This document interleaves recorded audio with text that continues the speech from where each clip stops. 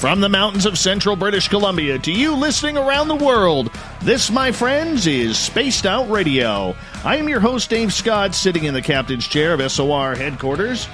We welcome you to tonight's show in our terrestrial affiliates across North America and digitally on TalkStream Live and Revolution Radio. Now, if you want to listen to our archives, we have them free for you at youtube.com/Spaced Out Radio. Just do old Davey the favor, hit that subscribe button. Our website is spacedoutradio.com, where we have a plethora of features for you, including rocking out to Bumblefoot and reading up on Captain Shirk's SOR Newswire. On Instagram, follow us at Spaced Out Radio Show, and on Twitter at Spaced Out Radio. Tonight's show is brought to you by Chive Charities. Help make the world 10% happier by visiting Chive Charities today. You can find them on our website. It's only taken 3.5 years, but one of my favorite guests that we've ever had talking the paranormal is back. Christopher Balzano is a teacher, folklorist, author, researcher of all things paranormal coming out of the Boston area. Yes, he still rubs it in that his Bruins beat my Canucks in 2011 for the Stanley Cup. I do not like him for that. No, I do not. But that's probably why it's taken 3.5 years to get him back on the show. Chris has been investigating the unknown for well over 15 years, and he is a regular on several paranormal radio shows, has his own podcast. He's appeared on documentaries, television specials, and if you go on Amazon, he's got a plethora of books that he has authored all about the paranormal all around the East Coast of the United States. We're lucky to have him here. Christopher Balzano, it's been way too long, my friend. Good to have you back. It's been way too long since the Bruins won the championship, as far as I can tell. So, you know, maybe me being on will spark something. So, well, we'll see. I mean, it could end up in a brawl tonight. I mean, let's just be honest. There is heated passion between Boston and Vancouver.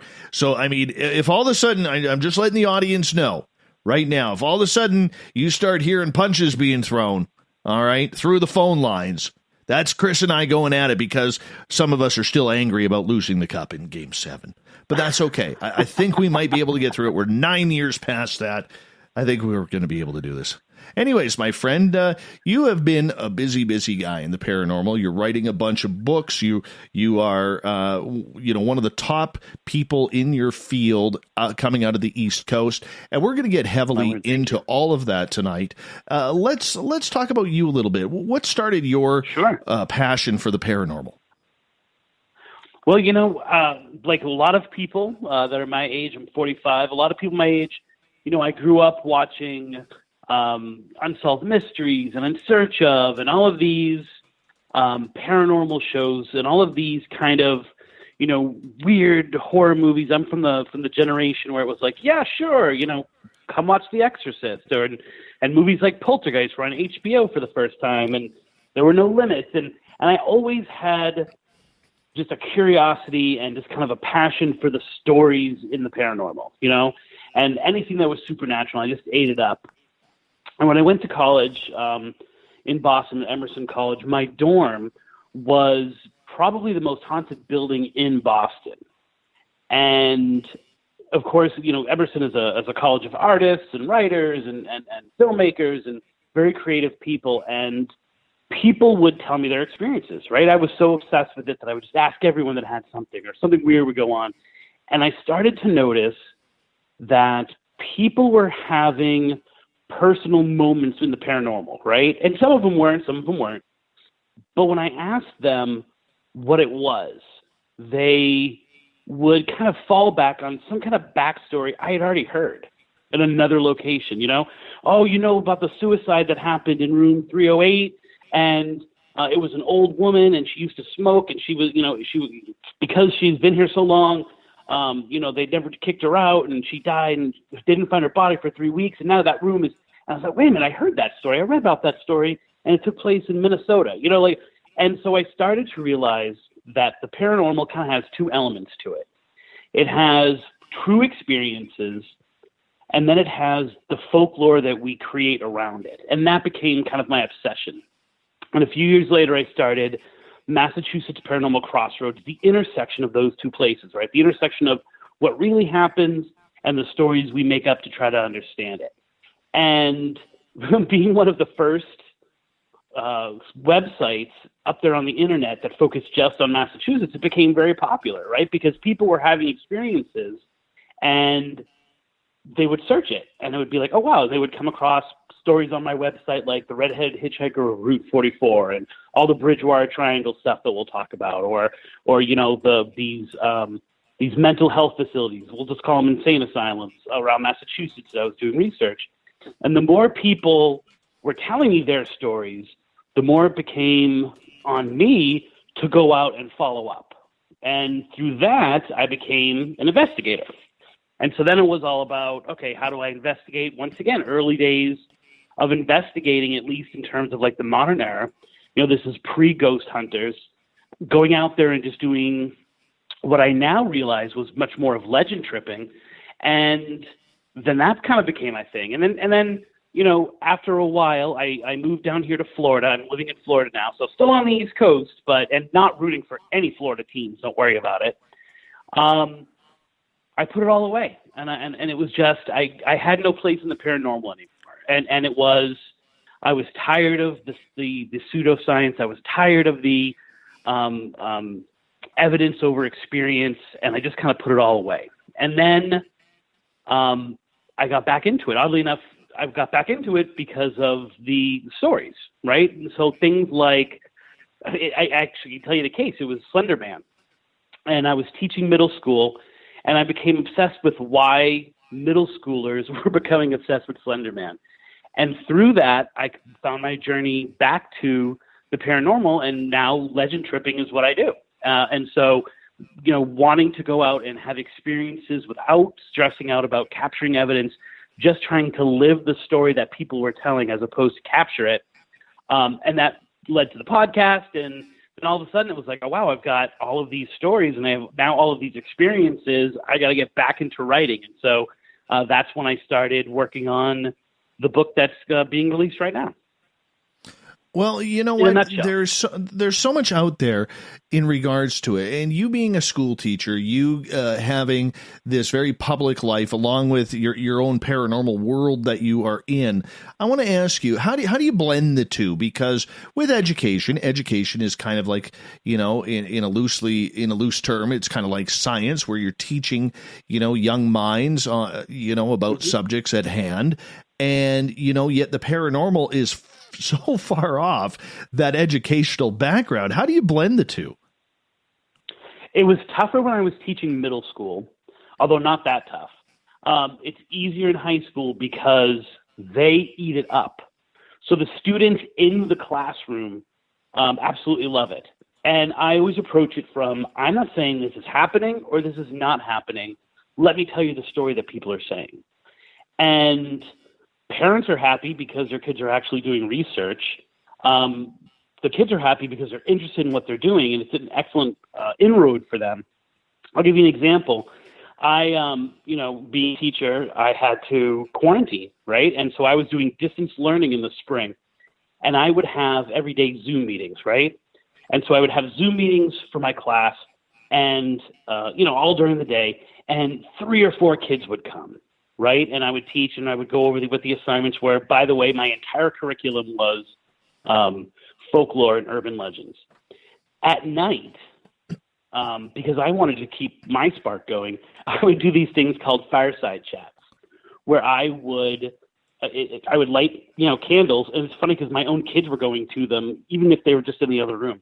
I would light candles and I would do a presentation, a half-hour presentation on one ghostly legend. Most of them from Florida, but I hit upon other ones in California and obviously Massachusetts and in the Midwest. And 60, 70 kids would come in. And they would sit there at 9 o'clock at night and watch me tell these stories and then have a discussion. And then everyone would just kind of talk about it afterwards.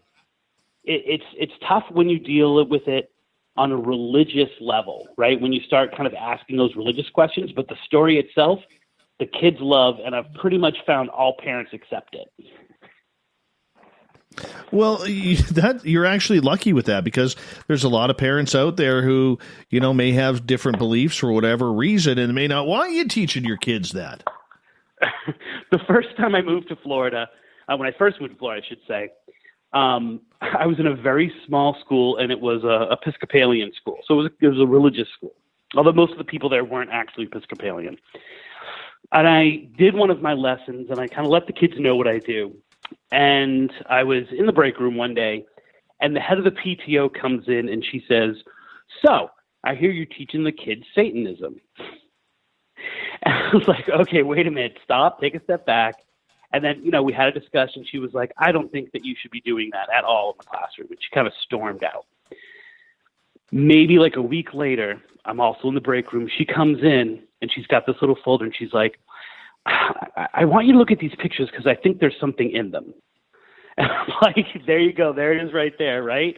Like, you don't want me to teach it to the kid, but you know what? I have a story I have to share with you, or I need to understand something. So, it's tough. But I think that if you keep it away, and whenever I have an assignment that involves that of any kind, I always have an alternate assignment, because what happens is if a kid doesn't like me, if they're pissed off at me, then they'll complain about their parents. You know what he's talking about in class? But otherwise, they absolutely love it. Do you find that the younger generation is very much more open to this subject and very open-minded to the point where there is a systemic belief that there is ghosts out there or potentially aliens or UFOs?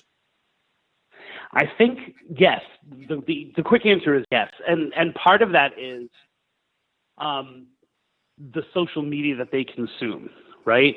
And so what they receive via YouTube, via TikTok, these are things that can be made quick. They're things that can be made to look realistic, and they eat it up and they think it's real, right? Even if it's just, and my son's notorious for this. He follows some people on YouTube, and I'm like, guy, like there's nothing going on there, but he believes it. And so I think that through all the media that they get, whether it's TV, like real stuff, or whether it's this stuff that's being produced, which was part of the reason why Slender Man became so popular, is that it's so convincing, these kind of fan films that were made about it. They love it, and they believe it's real. And so the number of people that come up to me and say, hey, so those Paranormal Activity movies, those are real things, right? Those are documentaries. That line between what's a movie and what's not a movie is totally blurred for them, and that probably has the biggest impact on the paranormal, or the Chris, way they view the paranormal. Yeah. Chris, one of the issues that I have with the paranormal, and I wrote a blog last week in regards to my dissatisfaction for everything in the paranormal world. Now, that's not saying that there aren't people doing it correctly, okay, or what I would perceive, in my opinion, as being done correctly.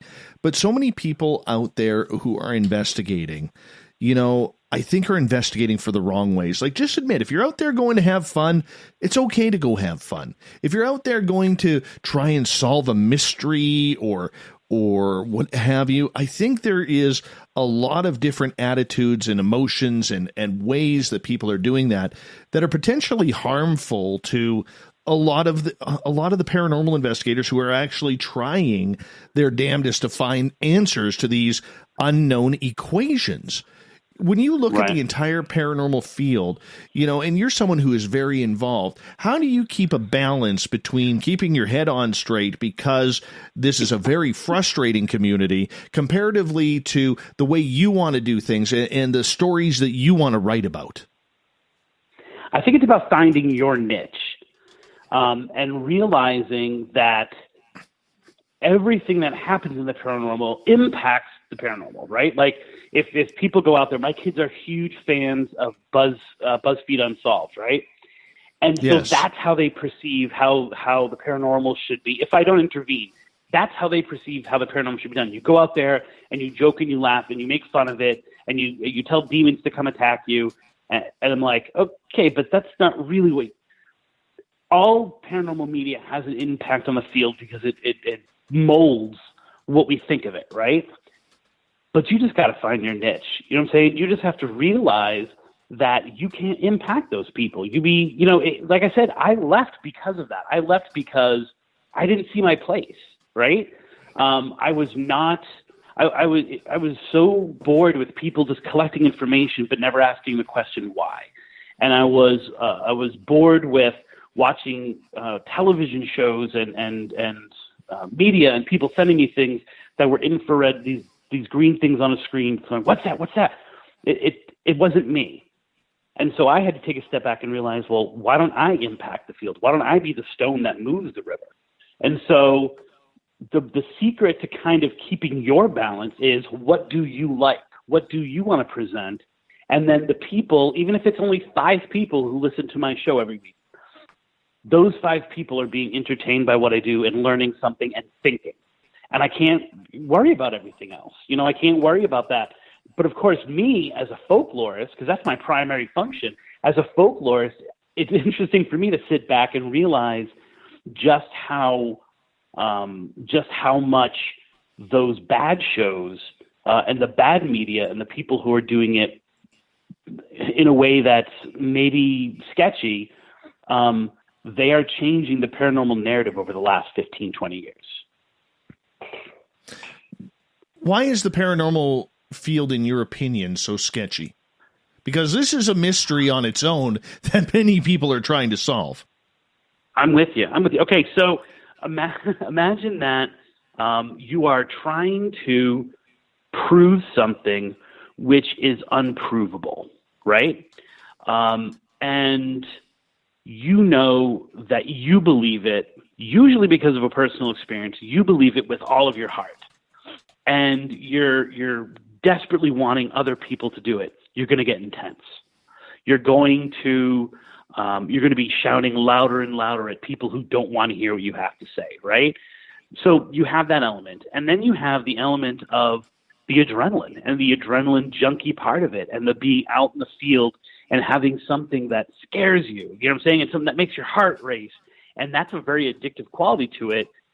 And if that's what you're in it for, once again, like you were saying, right? Like, if that's what you're in it for, okay, that's fine. Then be honest with that. But what happens is when your experiences with the paranormal depends on something big happening, and we all know usually in the paranormal something big doesn't happen, then you have to keep going above and beyond to try to get that high, right? You have to keep going outside of what might be considered good field tactics to get a response. A lot of people go to the Lizzie Borden house, right? And they'll get evidence and they'll have experiences there, and it's amazing. But if they don't, one of the first things they always turn to is to start calling Andrew Borden a child molester, right? And it's like, wow, would you do that to someone in real life? Like, would you just start accusing them of something with no evidence? But they do it because they know it provokes a response from the house. And they're like, okay, well, I could really care less. It's not a real person anyway, right? It's just a ghost. And so they fall on those things that'll give them the biggest boom. But that shows a lack of respect right across the board in the field of paranormal. And it's very easy to pick on the problems in any field out there, But I guess part of the frustration that I have is I'm not interested. And I wrote this in my blog. I'm not interested in Waverly Hills. I'm not interested in Gettysburg or all of the tourist attraction places. Why do we lack such imagination in trying to find some of these stories? What I want to hear is that ghost town in northern Massachusetts, in a small rural town that hasn't been investigated before, or up here in Canada, we have a ton of old towns that have so many secrets. They've never been investigated. Nobody seems to be exploring for those hidden gems to maybe try and find something interesting in the paranormal field. No, we all want that spookiness of Waverly Hills because we want the bragging rights to say we could afford to go there. Right, and that is part of it, right? Like, I actually did an article a while ago called "Does the Paranormal Need Its Landmarks?" And I think it does, and I think it creates interest. But when I started tripping on legends, one of the foundations was I don't want to go where everyone else is going. If I have read it in 3 books, I have no interest in it. I don't want to go to restaurants. I don't want to go to bars. I don't want to go where it's become, a part of the intake or the income of the people who are experiencing it. I want those little ones. I want the ones that are from a town like Astor, Florida, that no one's even heard of that town, because they're amazing legends. And you know what? Like, they tell more about the people than they do about the ghosts, because they're the ones spreading the stories, right? And so I think that, those are where you find the gems, and those are where you find the stories that are really connecting to people. And what happens is, if I talk about Waverly Hills, right, and I'm trying to talk to someone about that, they have no frame of reference, right? They might know Waverly Hills, they might know an insane asylum, but if I'm talking about, there's this stretch of road in Lady Lake, Florida, and this white ghost walks it. Now all of a sudden, that's their hometown, right? And so it brings that paranormal to them, and they can actually enjoy it. And oftentimes when I tell these stories, people say the same thing I said about Charles Gate Hotel, 25 years ago now, which is, wait a minute, I've heard that story before. That's in the town right next to me. I'm like, amazing. That's kind of the approach that I've taken to the paranormal and ghostly folklore for the last 4 years. Okay, that doesn't seem so hard to do. So how come the rest of the paranormal field can't figure out how to do it? Because it ain't sexy. You know what I'm saying? Like, I did this legend, and we could talk about the actual legend itself, because it's kind of cool later. And a group came and they asked me like, oh, can we bring you on camera? We're doing like an episode of our new show, on YouTube. Can we bring you in? You could talk about the legend a little bit. And yeah, of course, I'm always up for talking about legends. And then they went out into the field, and they pretty much did the same thing I did when I went out in the field, except for everything was amped up and a little bit like dramatic. And, they stayed there the whole time. And there was a lot of that, like, what's that? There's something over there. What are we going to do? Let's run to that. The big things, the exciting things, especially in places like Waverly Hills, they're visual, right? And we really moved from, which I hope is not, because I've got new books coming out. We've moved from like the written word and like absorbing the story and absorbing what happened to getting it visually. And those places, because they're known, because they're these big, intimidating, very stimulating to the eye, people are going to gravitate towards them, because it's a lot more interesting and it's a lot more pop and bam, like I said before. And so, when you duplicate what you're seeing other people do, it's then you who wants to go to those locations, and it's you who wants to go to, these landmarks. And, unless you really like the work, going to some place like that like I was saying, like that stretch of road in Lady Lake, you're going to go out there all night, and chances are nothing is going to happen. But you need to be there to understand why the legend happens there. Right. Chris, I'm going to get you to hold on here, because we are going to go to break here at the bottom of the hour. Christopher Balzano, author, researcher, folklorist. We're talking all things paranormal on the East Coast, and his brand new book coming up next month, Haunted Florida Love Stories. Yes, love stories of the paranormal. We're going to get the Barry White out a little bit later on as well. Spaced Out Radio continues right after this.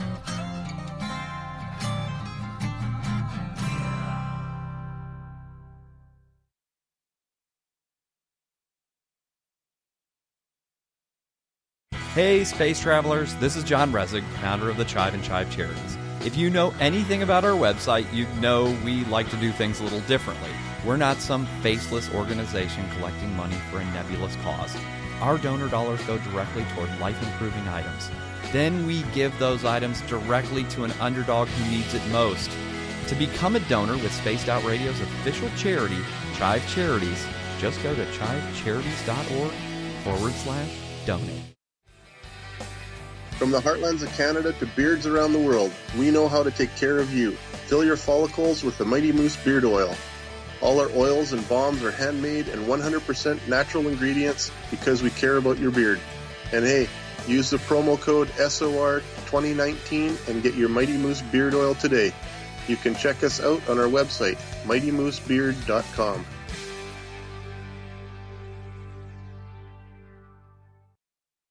Hello, this is your guitar man, Ron Bumblefoot Thal, and I have to tell you, I love the response I get for Little Brother is Watching from Spaced Out Radio fans. It's amazing how music can inspire and make people think deeper about what's going on in the supernatural world. You can head over to my website, bumblefoot.com, to check out my music, my guitar workshops, my touring, even check out some of the hot sauces that I'm working on. And make sure you keep on listening because with Spaced Out Radio, you know little brother is watching. Hey everybody, the SOR Space Travelers is open. For just $5 a month, you can hang out with Dave and our crew privately in our members-only section. With your signing, you'll receive newsletters on what's going on with Spaced Out Radio. You'll have direct contact with the host during the show in our chat, live streaming videos, and a great forum for your posts and more. Become a space traveler now at spacedoutradio.com.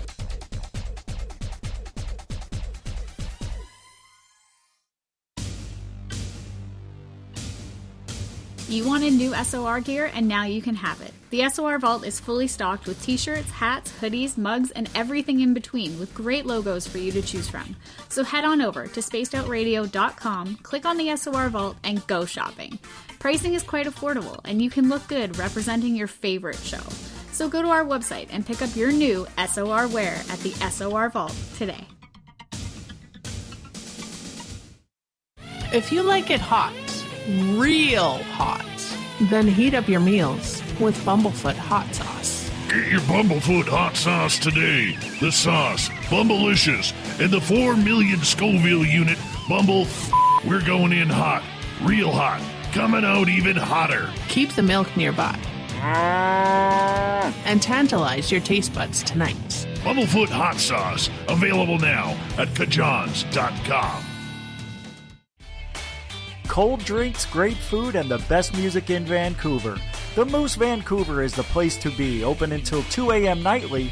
Everything on the menu starts at just $6.95. Who serves food that cheap anymore? At the Moose, you'll never know who you'll run into. Rock stars, actors, athletes. It's the place everyone wants to be. So join us at the Moose Vancouver, the official party bar of Spaced Out Radio. Hello, Space Travelers. It's me again, Carl. Don't forget to join the Space Travelers Club for just $5 a month and follow Spaced Out Radio on Twitter at Spaced Out Radio. Our Instagram, Dave Scott SOR. Our Facebook page is Spaced Out Radio Show. Our archives are free at youtube.com/Spaced Out Radio. Come woo it up with Spaced Out Radio today. Bye!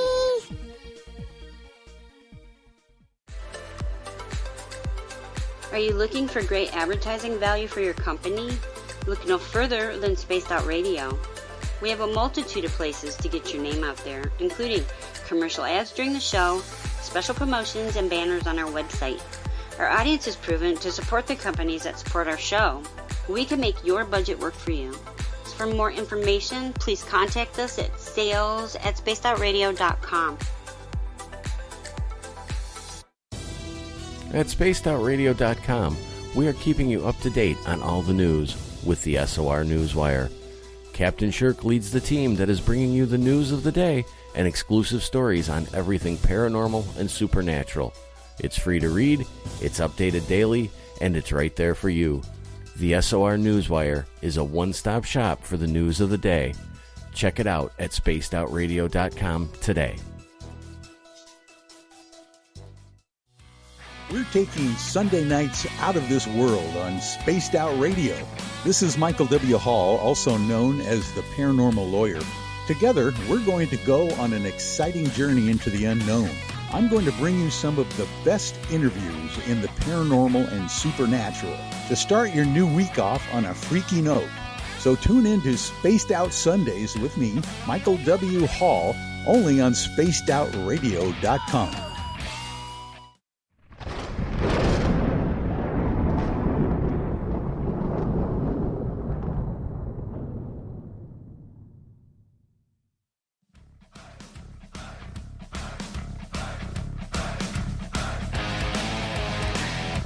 Second half hour of Spaced Out Radio is underway tonight. I am your host, Dave Scott, hanging out with all of you. Guess what? There is no place I'd rather be because this is just way too much fun.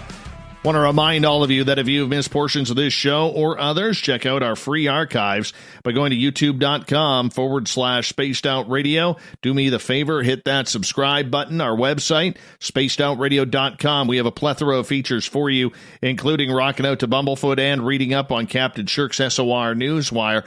Follow us on Twitter at Spaced Out Radio and on Instagram at Spaced Out Radio Show. Tonight we have author, lecturer, researcher, folklorist, Christopher Balzano. He has a new book coming out next month, all about ghosts of Florida. No, it's not real Florida man stories. It's haunted Florida love stories. We're going to get into that in just a little bit here. Chris, welcome back. It's good to be back. Absolutely, my friend, and thank you for coming back. Before we get too deep into the stories, and we got a lot of stories for you to share tonight, what should we be trying to solve in the paranormal? What's the mystery or mysteries that are pushing you and maybe your group of friends to try and solve? It's a split question.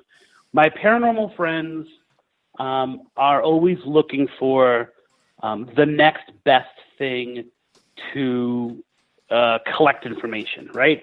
The next best thing to produce evidence, which I can understand. But I think a lot of people are now doing, especially after the success of Hellier, are doing a lot of EVP type experiments, where the sensory deprivation and things like that. And I think that's a very interesting direction for the paranormal to go in.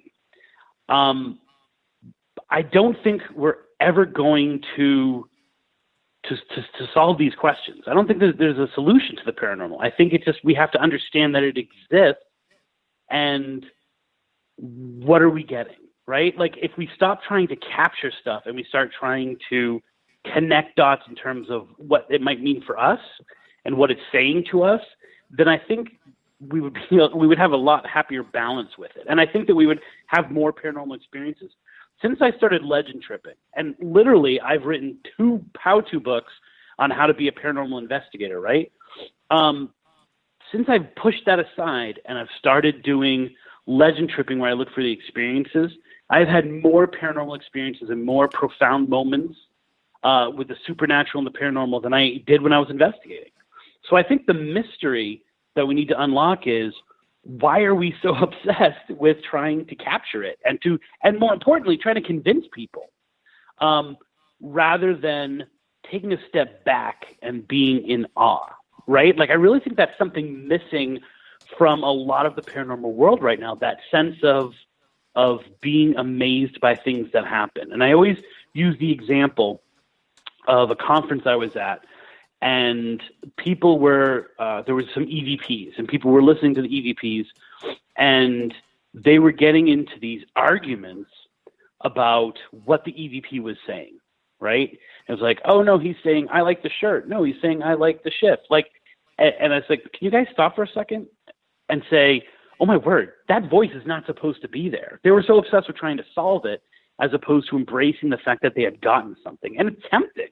Right? It's seductive to be in a location where you get some kind of evidence or something happens, and it's almost as if verifying that it makes sense or that it connects to something that's supposed to be in the location validates that you've had a paranormal experience rather than just having the experience. Both are valuable and both should be embraced. Okay. The issue that a lot of people have, though, is that there is no finish line. And when you're investigating something, there should be a finish line. You know what I'm saying? Yeah, so when I was writing, a decade ago now, when I was writing, Picture Yourself Ghost Hunting was the name of the book, not my suggestion for the title, trust me. I sent out 40, 50 questionnaires to investigators that I knew from across the country, from across, in Canada as well, some of the people that I knew over in England. And I asked them, I think it was 12 questions about the paranormal, and 3 of the responses were interesting. The first one was, what do you think a ghost is? And, 9 times, I shouldn't say that, more than half of them, when they were defining what a ghost was, also felt the need to put something in there like because they have unfinished business, or their spirit is not at rest, or something happened that they had to make up a story as to why the ghost was there. The other response was, why do you do this? And almost all of them, in their response, after they said, I want to help people, it's that they want other people to believe that ghosts are real, right? Then the last question that I asked was, what will make a non-believer believe? And every single one of them said a personal experience. So it's amazing that people spend all this time investigating when, by definition of what they've said to me, nothing that they produce evidence-wise. And this has only gotten worse with technology and our even better ability to present fake evidence, or to assume that everything is faked because you can fake evidence. Every single one of them were motivated or believed that only a personal experience will really, truly make someone believe. And yet they were spending all their time trying to prove it to people. And so I think when you think of investigating, the end point being trying to figure out what ghosts are, you're always going to be disappointed, right? Instead, trying to figure out what is happening here, that might be a better way to go. And then all of a sudden, you do have an end point. You might not reach it, but you have at least a goal, because you're not going to prove something to someone who doesn't believe in ghosts. True. My thing is, if you're ghost hunting, there's two reasons to do it.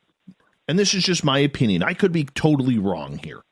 Okay. But opinion number one, the ultimate question in life is there life after death? Aliens being number two. All right. But number one, is there life after death? I'd like to see if that would be solved, because you know what? The idea of dying kind of freaks me out. It really does. I probably won't know when it happens, but there is a chance I might. So number two would be to try and figure out, a lot of these sub-questions along with that. Okay, is there a heaven? Is there other timelines? What is the mystery going on? Why are you here? Are there different dimensions going on at the same time? And one dimension may be the year 1846. Do you see what I'm saying? So there's all of these secondary questions. I don't care about, and we hear about, I shouldn't say I don't care, because I do, but there's also all these people who claim to have solved mysteries, murders through ghosts. There's a lot of answers that we should be going for, rather than, can you knock 3 times on the wall to let us know you are here. Yeah, but, I think those come down to a question of faith. You know what I'm saying? Like, what happens after we die? Well, have you had paranormal experiences yourself? Have you ever experienced a ghost? Me personally, yes. No, I'm asking you. Have you? Yeah. Okay, so did that solve it for you? Did that solve what's going to happen specifically to you if you die, when you die? No, it hasn't. So even if that's your focus, well, why are some things ghosts and some things not ghosts? Well, why does this ghost more of a psychic recording and is just repeating itself, whereas this ghost seems to be able to interact? And we're not even getting into things like elementals or potential things that we call demons and all of that stuff. And it's like, well, you're not going to be able to find those answers by searching that. I think it's a noble pursuit, but ultimately I think it's a question of faith. And so when you approach a question of faith with what you think of as science, how is that ever going to solve it? That's like saying, I will not believe in God until I can prove it scientifically. If that's your motivation, go ahead. Guess what? It's never going to happen. But if you say, I, as a person of faith, believe in God, well, there you go. Then it's unshakable. And maybe your ideas of what that is change. But, you can't prove these things scientifically, because we don't know that the equipment does what we think it does. And we don't know if we've even ever created equipment that can get everything that would give us the answer to that question. True enough. But that's why I come to the senses. We have some brilliant people in the ghost hunting field, whether they're big name stars or whether they're just amateur weekend warriors. Okay, we have some very smart people in this field. And then I look at some of these same people, they're trying to hoard locations, they're trying to hoard evidence, they're trying to, badmouth people in their own field because maybe they don't dress properly or investigate differently or, heaven forbid, believe in psychics, right? I mean, there's all sorts of quirks that we see what is going on here, and it's not beneficial to the community. Everybody's working against one another, and I would just love to see a day, man, where we could all just work together and try and solve this. Take those really smart brains that are out there and bring that evidence together to figure out what is truly going on. And then when you take a step back, saying all of these areas, and so many of the experiences that people have touch into cryptids, touch into UFOs, and those groups don't like each other, right? I think it fluctuates. Sometimes they seem to be getting along, and other times it seems to be a death match. And it's like, well, wow, like how can we create a unified theory of the unexplained when not only can we not come to a consensus amongst each other, which I don't think is good, actually. Like, I think you need tension because you need questioning, but not like little childish things, right? But then the groups don't get along, right? The people who believe in certain things, outside of just ghosts don't get along and don't want to share experiences and are very protective of their viewpoint.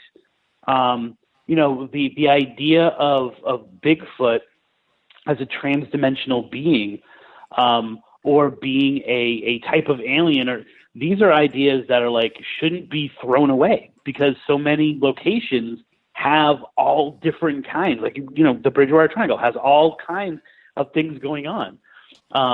The Ocala Forest, which is where my research is right now here in Florida, there are too many things happening that if you close yourself off not only to what people in your group are saying, but also to what groups that explore other things are saying, you're only shooting yourself in the foot. True.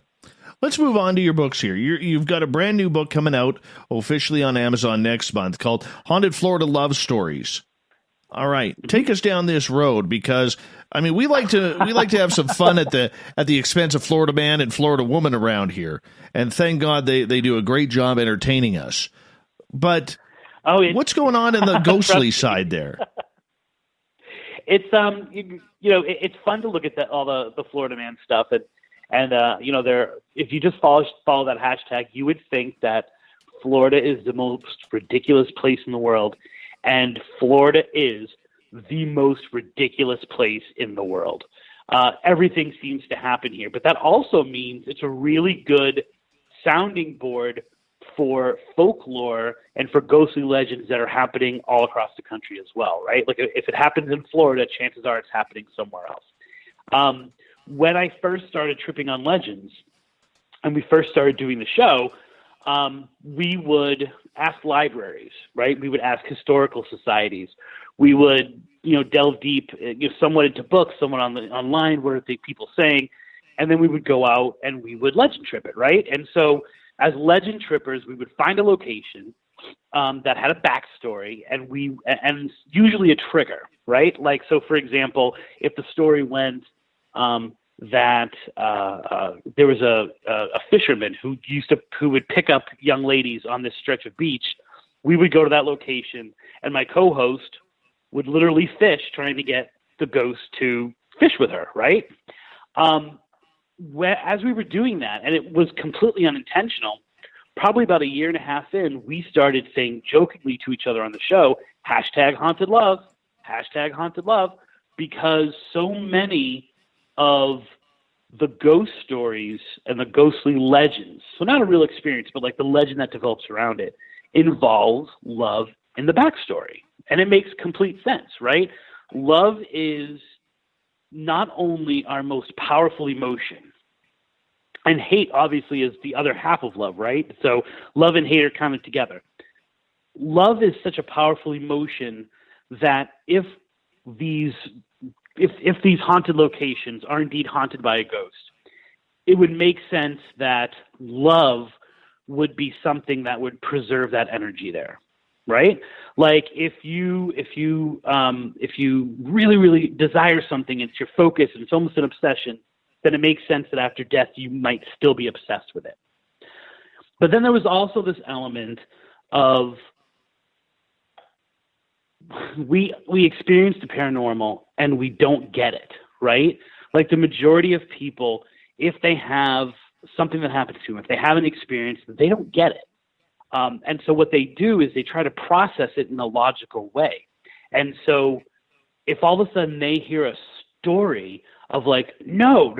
What happened there is there were two people and they were desperately in love and they couldn't be together, so they commit suicide. That story is already in their head because they've heard it 100 times. And so it makes sense to them. And so the legend of that being why that ghostly thing is happening gains traction, and then they spread it. And then all of a sudden the legend becomes the actual story that's there. And I'm not even touching upon if you can tell that story so many times that you actually create those ghosts. That's a whole nother level to it. So those two things drive ghost stories, right? And just think about the classic ghost stories, not haunted locations like we were talking about Waverly Hills, but think about ghost stories that you've heard about your town or about the town that's next to you. And eventually, you're going to get to a core of love. And so we just took a step back and realized that the majority of stories that we were following up on had to do with love, right? You could twist it as like, and when I say love, and the book covers these, it's not just romantic love, right? So it's really split into romantic love, which is a lot of ghost stories deal with that. But then also like a love for a mother to her children, right? Or a love between a grandfather and the grandson, or something like that. And then, of course, the third one was a passion for what you do, often work, right? Like a job that you do. The number of people who go back to work after they're dead, you're talking about what happens after you die. I hope it's not I go back to my job, but the number of ghost stories are, the number of ghost stories that are, and so now Joe continues to take out the trash every Wednesday, and that's why you see those strange lights outside near that creepy house down the street. That like repetition of like loving what you do and going back and doing it even after you're dead. So those three things were just naturally permeating all of the ghostly legends that we were tracking down. And it's funny because the last year and a half, it's been hashtag race relations, which is really weird. And this idea of like two conflicting races, whether it's black and white or white and Native American, causing the legend. And I think it's not intentional. We didn't go out looking for haunted love stories and then like, okay, well, now let's write a book. We literally just kind of compiled all of these stories. And when I took a step back and was like, all right, I want to write a Florida book now. It's been a while since I've written a book. I'm back in it. What would the theme be? And it's funny because I went to Arcadia History Press with the idea, and they're really a regional, right? They want a region. Like, give me Haunted Orlando, give me Haunted Miami, give me Haunted Tampa. And so when I went with this idea of haunted love, they were like, that's amazing. You know why? Because it touches us. We can all kind of understand. We all know that ghost story that involves two people who can't be together, or a man who kills the woman he loves who never loved him back. We understand those stories, and they're like, you know what? I think that can really connect with people. And that's one thing that everybody tries to do, is trying to get that heartfelt string tugging from our hearts. You know what I'm saying in regards to it? So as we got about just over 4 minutes here before we have to go to break at the top of the hour, give us an example of what people will see in this book. Sure. It really runs the gamut. There are a lot of, and as a folklorist, I don't just give you the story. Right. I oftentimes will give you like, all right, now here's what really happened. Or that's impossible because of this, this, and this, but here's what it means.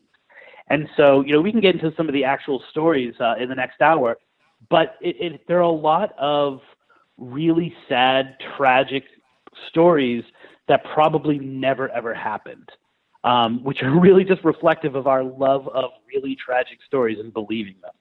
So I have a lot of bridge stories. People love to throw themselves off bridges, and I think that that's not only just in Florida. I think that's every place. A lot of stories that involve locations where people are still gathering, and then there's a lot of energy transferred.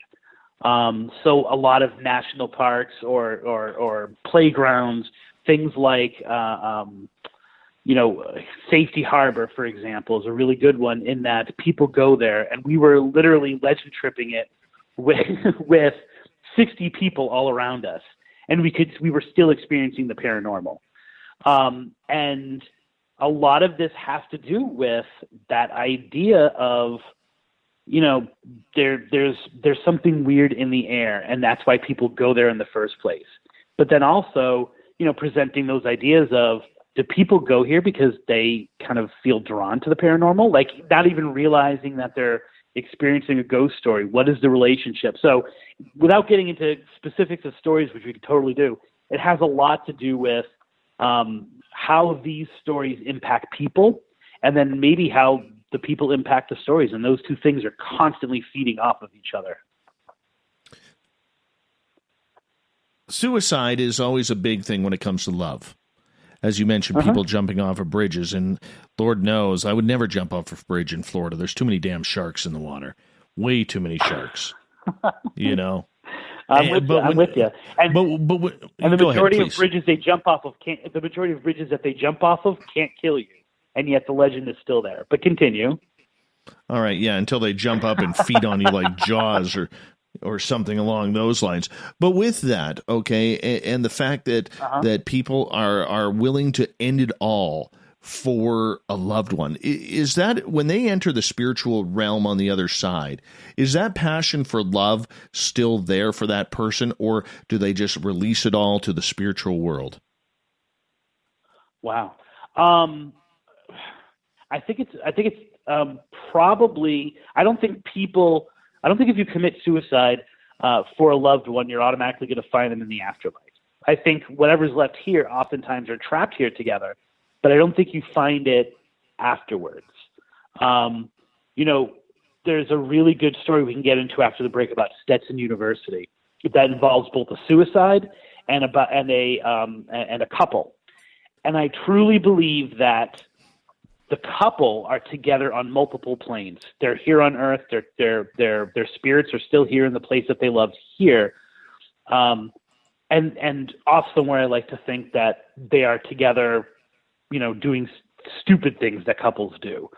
And that same location has a suicide legend, but I do not believe that the suicide legend, those people who have found each other in the afterlife. I think whatever's there is there. Wonderful. I'm going to get you to hold on right there as we are about to go to break here at the top of the hour. We have a great friend of this show, Christopher Balzano, who is here. He's an author. He's a folklorist, researcher, paranormal investigator. You can find all of his books on Amazon.com or in Canada at Amazon.ca. His newest book coming out, Haunted Florida Love Stories. We're going to get into some of those stories when we come back. We'll get into some other books because one of the topics that he also delves into earlier on was the Bridgewater Triangle. And I love that story. That'll be later on in the show, though. Later on in the show, we'll force him to talk some Haunted Florida love stories here coming up on Space Out Radio.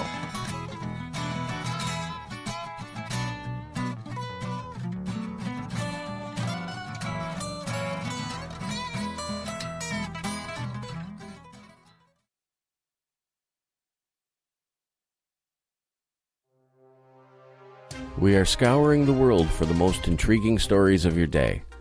Take the time to read up on the SOR Newswire, where our team, led by Captain Shirk, will deliver to you some of the best paranormal and supernatural news, along with some stories that will blow your mind from the weird to the wacky. It's the news outside the news that piques interest, and that's what we're looking to deliver to you. The SOR Newswire, only at spacedoutradio.com. Hey, space travelers, this is John Resig, founder of the Chive and Chive Charities. If you know anything about our website, you know we like to do things a little differently. We're not some faceless organization collecting money for a nebulous cause. Our donor dollars go directly toward life-improving items. Then we give those items directly to an underdog who needs it most. To become a donor with Spaced Out Radio's official charity, Chive Charities, just go to chivecharities.org/donate. For the price of 1 cup of coffee a month, you can become an SOR Space Traveler. The Space Travelers Club is a place where you can interact with other listeners, either live during the show or on our great forum. We want your stories, pictures, comments, and ideas. You'll get live video streams, exclusive content, and be a part of our newsletter. Stay in touch with everything SOR. The Space Travelers Club is just $5 a month at spacedoutradio.com. The party is always on at the Moose Vancouver. The Moose Vancouver is where you want to be when visiting Canada's West Coast. Open until 2 a.m. nightly, the Moose cranks up the rock while serving some of the best rated food in the city. The menu starts at $6.95. Why party anywhere else in Vancouver when the Moose is right there? Get your horns up and rock with the Moose, the official party bar of Spaced Out Radio.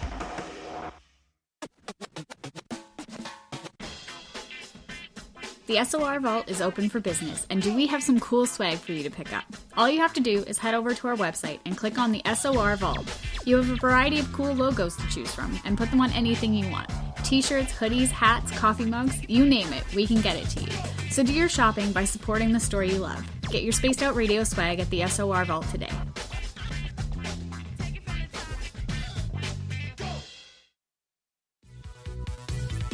Hello, Space Travelers. It's me again, Carl. Don't forget to join the Space Travelers Club for just $5 a month and follow Spaced Out Radio on Twitter at Spaced Out Radio. Our Instagram, Dave Scott SOR. Our Facebook page is Spaced Out Radio Show. Our archives are free at youtube.com/Spaced Out Radio. Come woo it up with Spaced Out Radio today. Bye!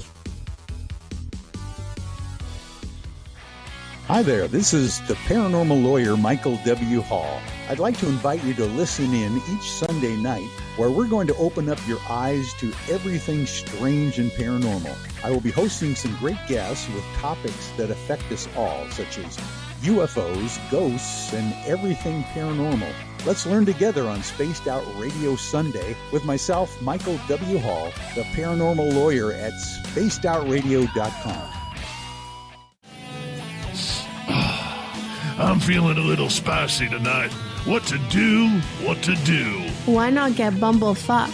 4 million Scoville units of pure hard rock. Bumblefoot hot sauces come in 3 flavors. The burning Bumble. Tone it down a bit with Bumblicious and throw the sauce on everything. Spice it up. Bumble me, baby. Bumblefoot hot sauce. Get it today at kajans.com. Get your horns up with me on Spaced Out Radio. This is Ron Bumblefoot Thal. Come tune in to SOR where you can hear me rock out with Little Brother is Watching, the official theme song of Spaced Out Radio. And then come on over to bumblefoot.com where you can find out about my tour schedule, my music, and everything else. Bumblefoot.com keeps you up to date on what I'm doing and the best way to stay in touch with my music and music camps. Sign up for my newsletter at bumblefoot.com and remember, Little Brother is watching. Are you intrigued by Paranormal Talk Radio? You'll love the new Paranormal Radio app from TalkStream Live. You'll find a great selection of talk shows covering UFOs, ghosts, strange phenomena, and much more. Download the Paranormal Radio app now and start listening to the very best in paranormal talk entertainment, including the network you're listening to right now, the Paranormal Radio app, free in Google Play and the iOS App Store. We all know on Spaced Out Radio we love a good beard and mustache, so why not take care of your facial hair with Mighty Moose Beard Oil? Made in Canada, we're taking care of beards and stashes around the world. We use 100% natural ingredients with our oils and balms to make your whiskers feel silky smooth. Use promo code SOR2019 at mightymoosebeard.com today.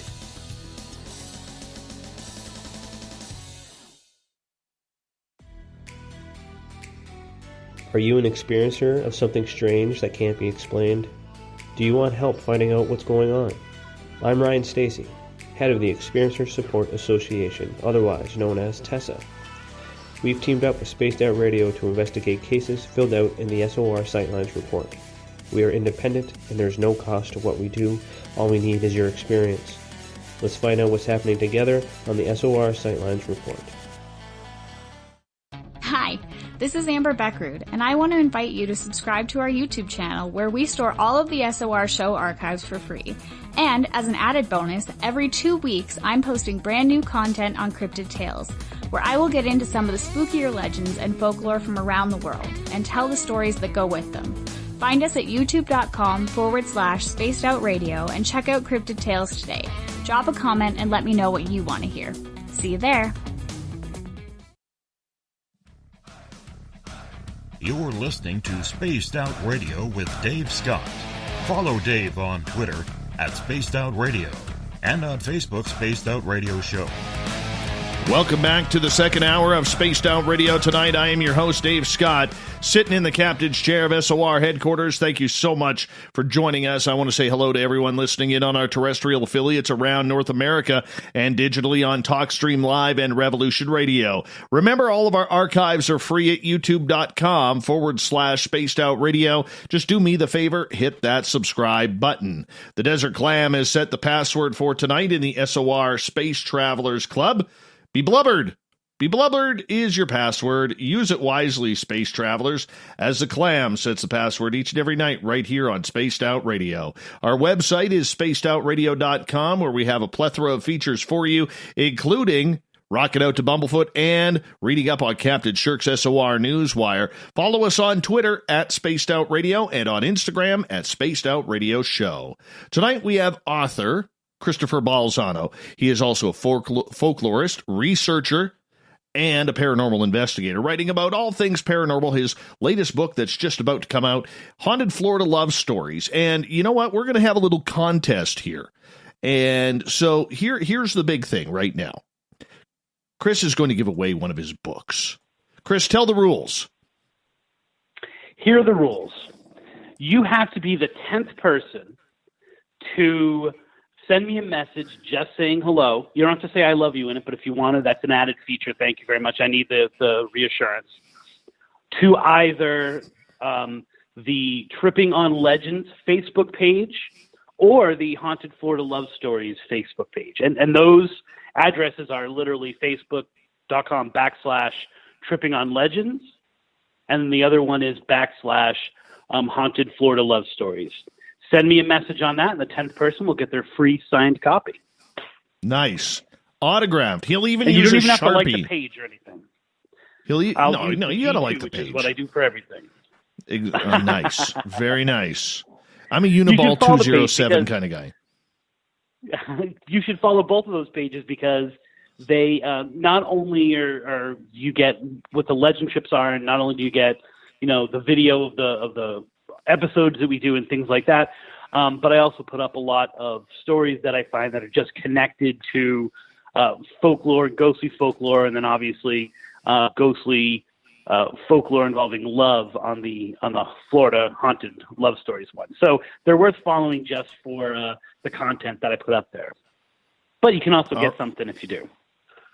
All right. Now, I got a question from Greco here, Cat Chaser in our chat room here, who is asking, how are Florida ghosts different? I always like to say, and this is from my old English teacher, who used to say, all literature is a reflection of the life and times during which it was written. And all my students learn that by the end of the year and can recite it. All ghost stories are a reflection of the place and the time that they're told, right? And so what you find is that it has a lot to do with the geography and the history of these different towns in Florida. So each of them has their own specific, twist on the legend, right? And so Florida, which a lot of people don't realize, Florida has a really big history having to do with the railroads. Like railroad ghosts are really big here. Swamps. So whereas one story might take place in the woods, the geography of that changes to the swamps, right?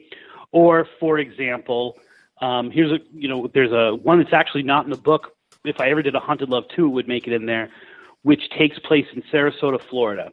And it takes place right on the border between the English and the Amish communities in Sarasota, Florida, right? And so it's a typical two people who can't be together, right? And their families don't want the other people involved in the lives, and so catastrophe happens. Unfortunately, with this story, right? This story is not the suicide.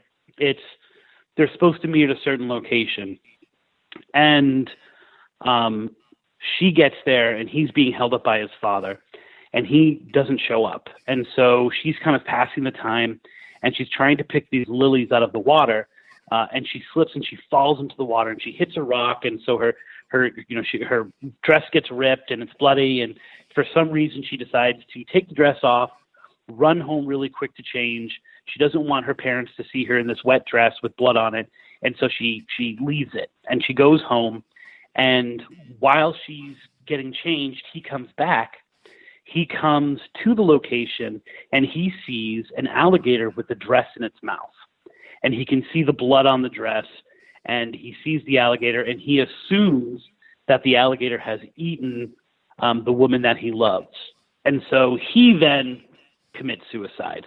And then she comes back, she sees him, and then she commits suicide. So the suicide's always in there. Well, that story is unique to that location in that, you're not going to find an alligator story in British Columbia, right? So the ghost story part of it, the element that is different is the animal that's involved in that story, right? And that it takes place at a very specific location. You could have had any two. You could have had it been New York City, right on the border between Little Italy and Chinatown, and it would have been specific to that area. So I think the big universal truths, right, the big things that these stories tackle don't change no matter where you go. It just adapts itself to the location. And that's the beauty of looking at the folklore of these things, because ghostly legends develop because there are mistakes or things that don't make sense. So you say to someone that general story and they go, well, that doesn't make sense. Well, why was she there in the first place? Oh, because that's where he used to go over that bridge to get to the market to sell the celery. And that makes sense because okay, yeah, the Amish people still use that bridge to go and sell their celery. So that makes sense to me. And so you change the story a little bit. You adapt it a little bit to your location. And that's what kind of makes it unique to that place, and yet tapping into a story that is in every hometown across the country and across the world. You just put your culture and your geography on it, and that's what makes it. So that's the biggest difference between them. It's not as if, all of a sudden, because they're in Florida, all the legends are about Disney. It's more of like these small individual little communities and whatever their complexion is. Right. All right. Well, let's move on in your book here, because, there is a number of love stories you have checked out, and I'm curious about a couple of these here, if you don't mind. Okay. The Singing Manatee River. What's this all about? Oh, wow. that was actually one of the very first ones that we did. There is maybe possibly just a geographical anomaly that happens in this part of the Manatee River in Bradenton, Florida. And it has something to do with the acidity hitting the minerals in the rocks. And my little niece, my little godchild niece, actually gives the scientific explanation for this in the book. And I'm like, oh, I'm so proud of you. But for generations, people have heard what sounds like singing in this location.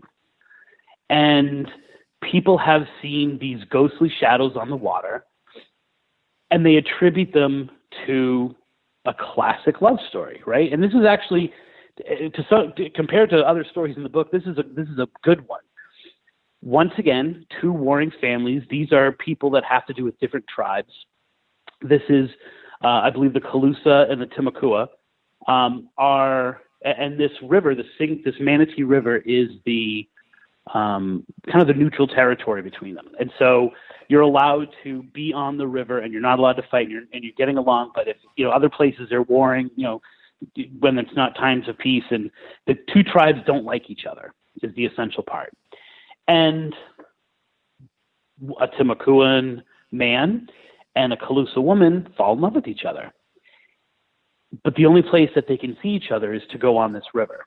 And so they would take their canoes from their own separate shores, and they would meet in the middle of the water, and they would talk to each other, and they ultimately fell in love and he asked her to come over to his side and be his wife.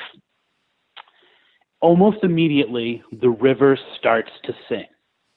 And he's completely freaked out by this. And she's like, no, it's okay. They're giving their blessing. Those are the spirits of the people who have died. Their spirits live in the water, and they're basically blessing. But just so you know, I've had a drink from the spring on my side. And the legend goes that if you drink from this specific spring, you will never be able to find peace in another land. But I'm going to go with you. I'm going to try.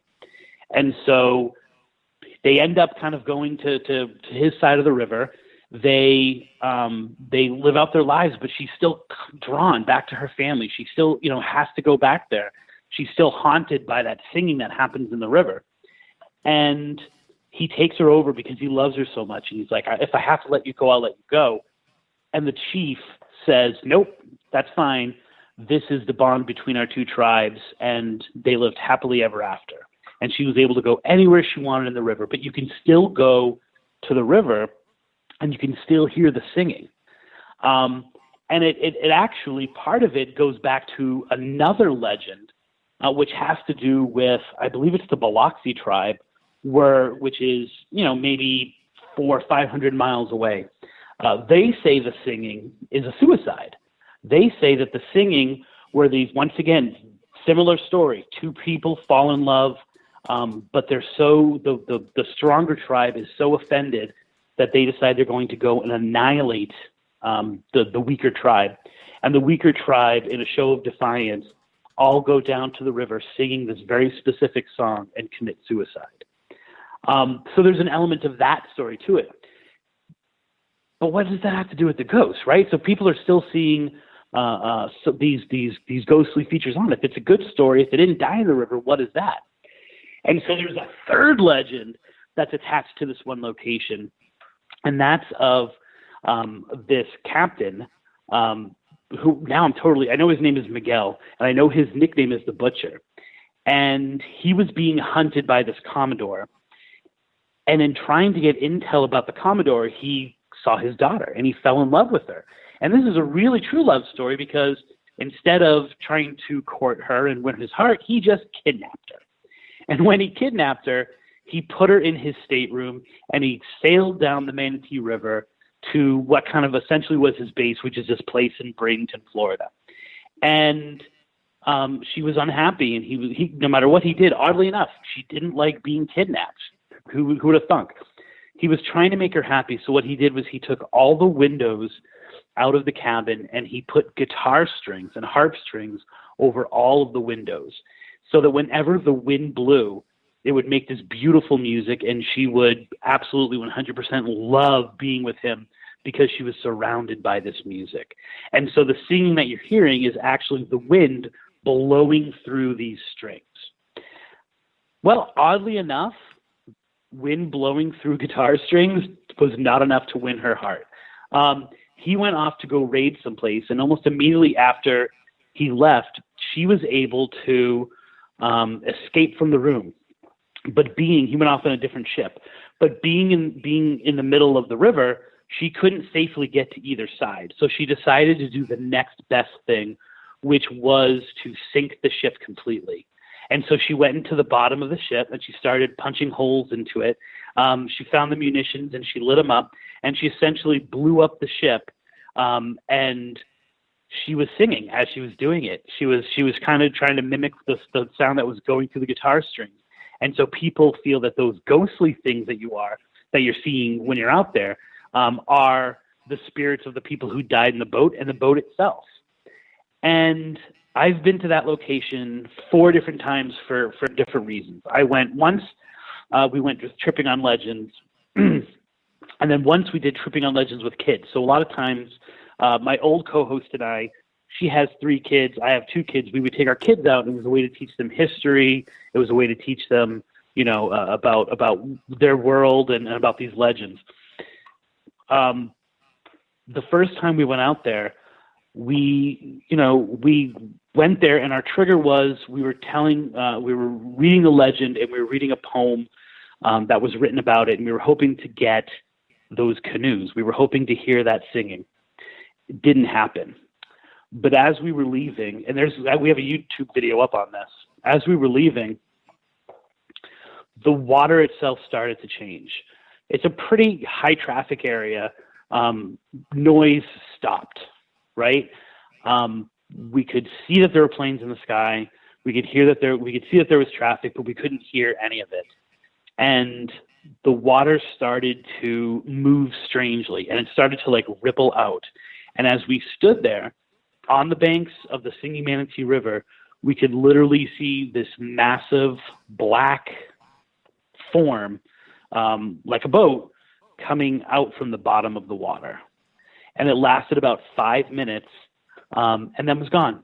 And then the noise came back, and our legend trips often are like that, right? It's we are there for, and we can do a lot of prep, but a moment, and then that moment passes, and we look at each other and go, all right, we've got it. We could stay here all night and try to take EVPs or whatever, but that was the moment. It opened itself up for one time. We got that time. It impacted us emotionally. We understand why there's a legend here, and then now you got to go home. Wow. That's kind of a powerful story, considering the impact that has had over decades. That people are still hearing that today.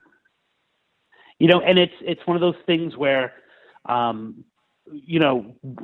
strange lights over water can be explained away, right? The noise can be explained away.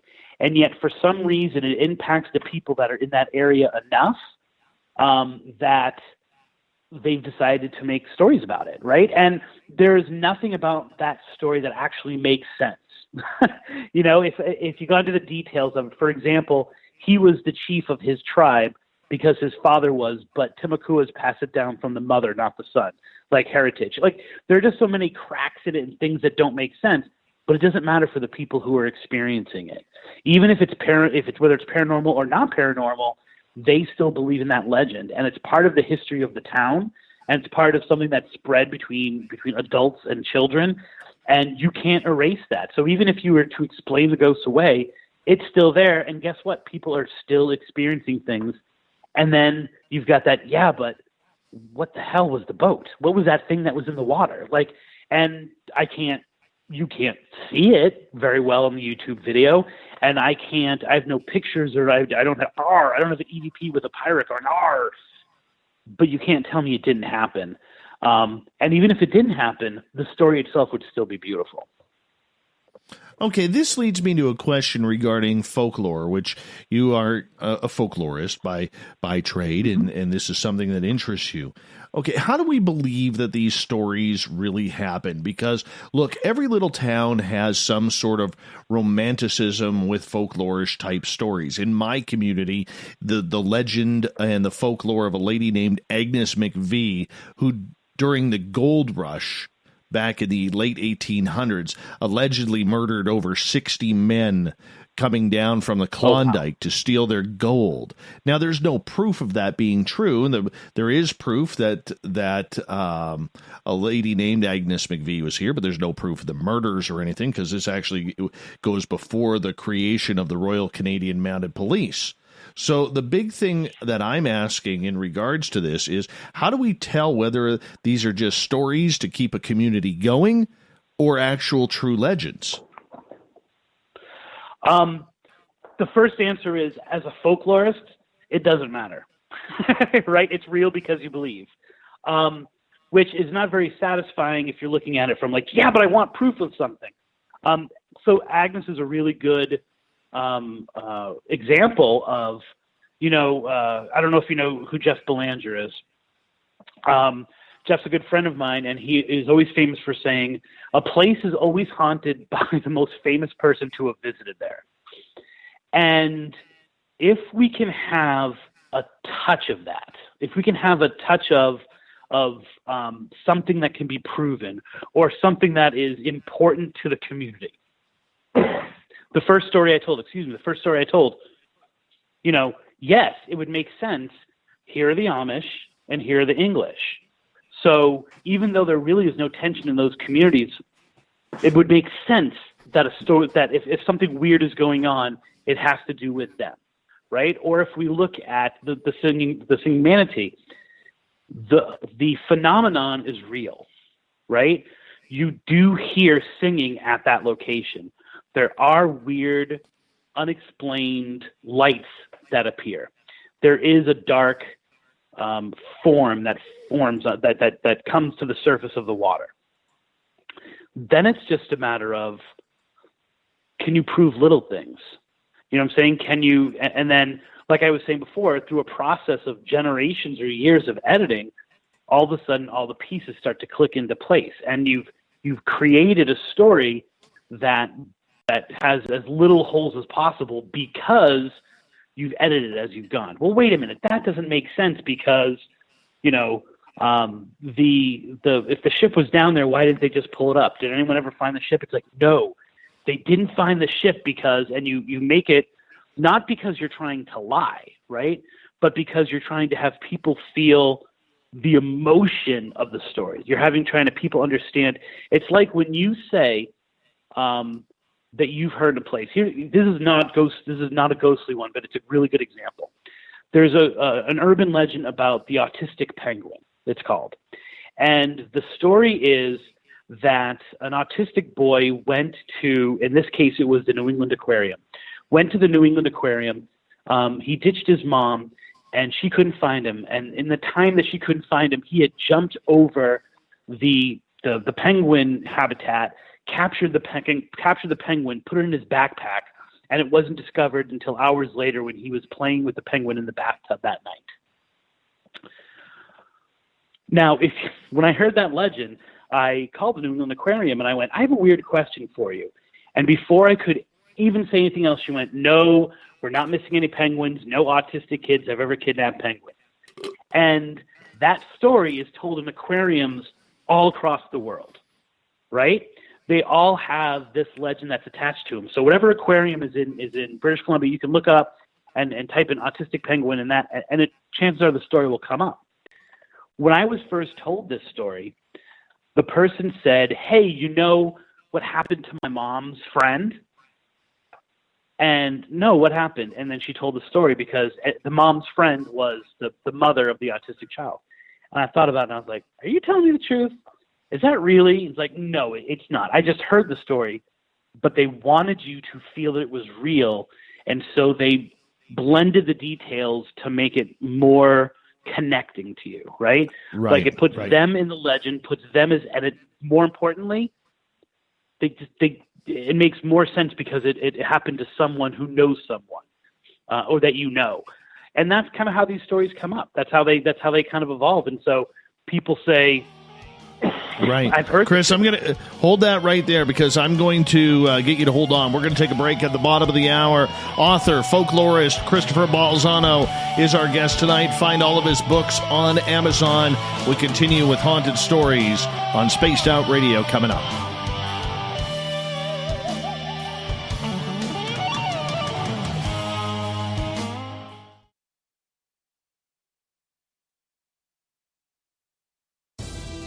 At spacedoutradio.com, we are keeping you up to date on all the news with the SOR Newswire.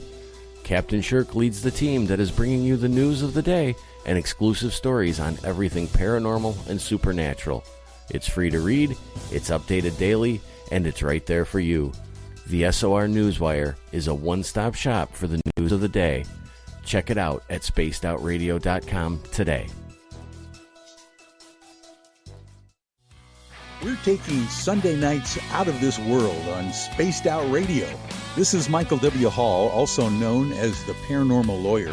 Together, we're going to go on an exciting journey into the unknown. I'm going to bring you some of the best interviews in the paranormal and supernatural to start your new week off on a freaky note. So tune in to Spaced Out Sundays with me, Michael W. Hall, only on spacedoutradio.com. You wanted new SOR gear, and now you can have it. The SOR Vault is fully stocked with t-shirts, hats, hoodies, mugs, and everything in between, with great logos for you to choose from. So head on over to spacedoutradio.com, click on the SOR Vault, and go shopping. Pricing is quite affordable, and you can look good representing your favorite show. So go to our website and pick up your new SOR wear at the SOR Vault today.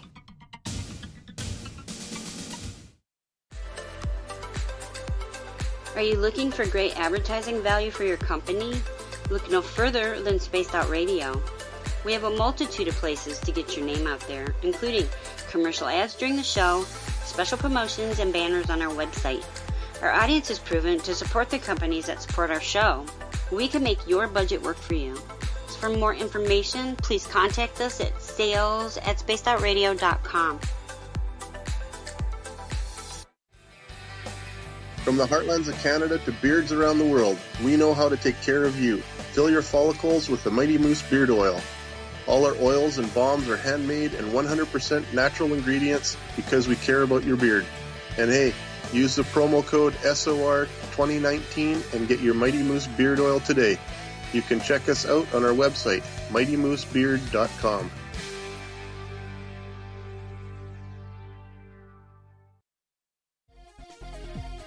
Hello, Space Travelers. It's me again, Carl. Don't forget to join the Space Travelers Club for just $5 a month and follow Spaced Out Radio on Twitter at Spaced Out Radio. Our Instagram, Dave Scott SOR. Our Facebook page is Spaced Out Radio Show. Our archives are free at youtube.com/Spaced Out Radio. Come woo it up with Spaced Out Radio today. Bye! Hello, this is your guitar man, Ron Bumblefoot Thal, and I have to tell you, I love the response I get for Little Brother is Watching from Spaced Out Radio fans. It's amazing how music can inspire and make people think deeper about what's going on in the supernatural world. You can head over to my website, bumblefoot.com, to check out my music, my guitar workshops, my touring, even check out some of the hot sauces that I'm working on. And make sure you keep on listening, because with Spaced Out Radio, you know Little Brother is watching. Cold drinks, great food, and the best music in Vancouver. The Moose Vancouver is the place to be, open until 2 a.m. nightly. Everything on the menu starts at just $6.95. Who serves food that cheap anymore? At the Moose, you'll never know who you'll run into. Rock stars, actors, athletes. It's the place everyone wants to be. So join us at the Moose Vancouver, the official party bar of Spaced Out Radio. Hey everybody, the SOR Space Travelers is open. For just $5 a month, you can hang out with Dave and our crew privately in our members-only section. With your signing, you'll receive newsletters on what's going on with Spaced Out Radio. You'll have direct contact with the host during the show in our chat, live streaming videos, and a great forum for your posts and more. Become a space traveler now at spacedoutradio.com.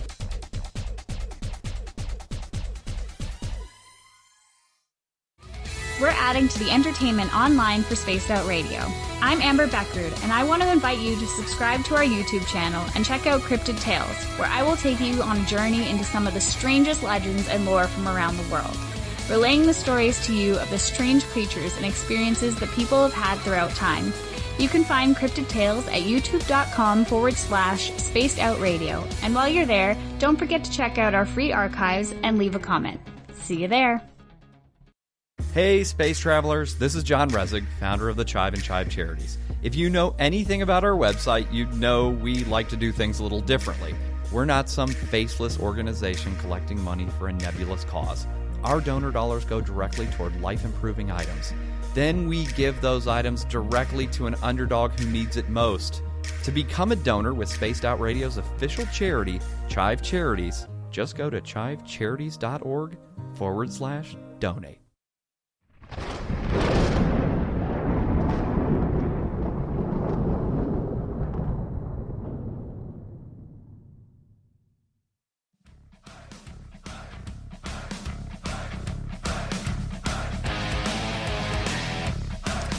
We pass the halfway point of Spaced Out Radio tonight. I am your host, Dave Scott, sitting in the captain's chair of SOR headquarters. Thank you so much for taking the time to sit with us tonight.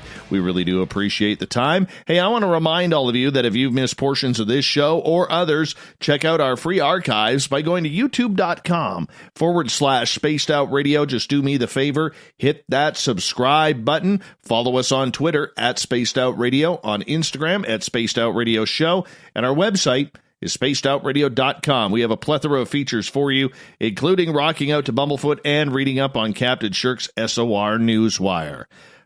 We introduce Christopher Balzano once again, our guest tonight on the show.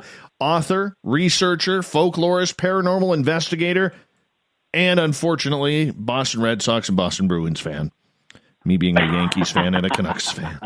Anyhow, you've been winning lately. I have not. Or ever. That's okay. I have wavered on the Bruins. I grew up a diehard Bruin fan, could tell you the plus minus of every shift. And after they traded Joe Thornton, I decided, that's it. You've broken my heart one too many times. So I have a passing fancy for the Bruins. But I just love hockey so much that I'll watch anything that's on. But I do follow the Bruins if they are the one that's on. So Red Sox, you're not going to change me on, but yeah, I hear you, but still hurts, still hurts. Anyhow, moving on because I'm reliving pain from 9 years ago in the Stanley Cup Final in Game 7, 3-0 Boston in Vancouver, and yeah. So, hell with this show now. I'm out. I've derailed you. I'm sorry. Yeah, you totally did. All right, your latest book that you have out is called Haunted Florida Love Stories. Beautiful cover, by the way, a moon with a statue. I don't know who did your artistry there. That's a Talking Mary statue. That was actually, I think, the very first legend trip we ever did. Oh, very cool. Now, you wanted to talk about the mini lights. What are the mini lights all about? It totally connects in because it's a story that's really involves the Tampa Bay Rays. And so if you have ever been to a Rays game, and I don't think either of us are very intimidated by the Rays record. We're not catching up to the Red Sox or Yankees anytime soon. But they are smack dab in the middle of St. Pete. And this is one of those stories I talked about, hashtag, race relations and hashtag haunted love. This fits both of them. Because it's a story that had a rebirth when the Rays essentially took over the neighborhood. And if you know a baseball stadium, not only are you taking over the land of the stadium, but now you've got to have restaurants all around it. And now you've got to, make it a good place to go. And it's notoriously one of the worst parks in baseball. And the neighborhood really kind of began to lose its identity.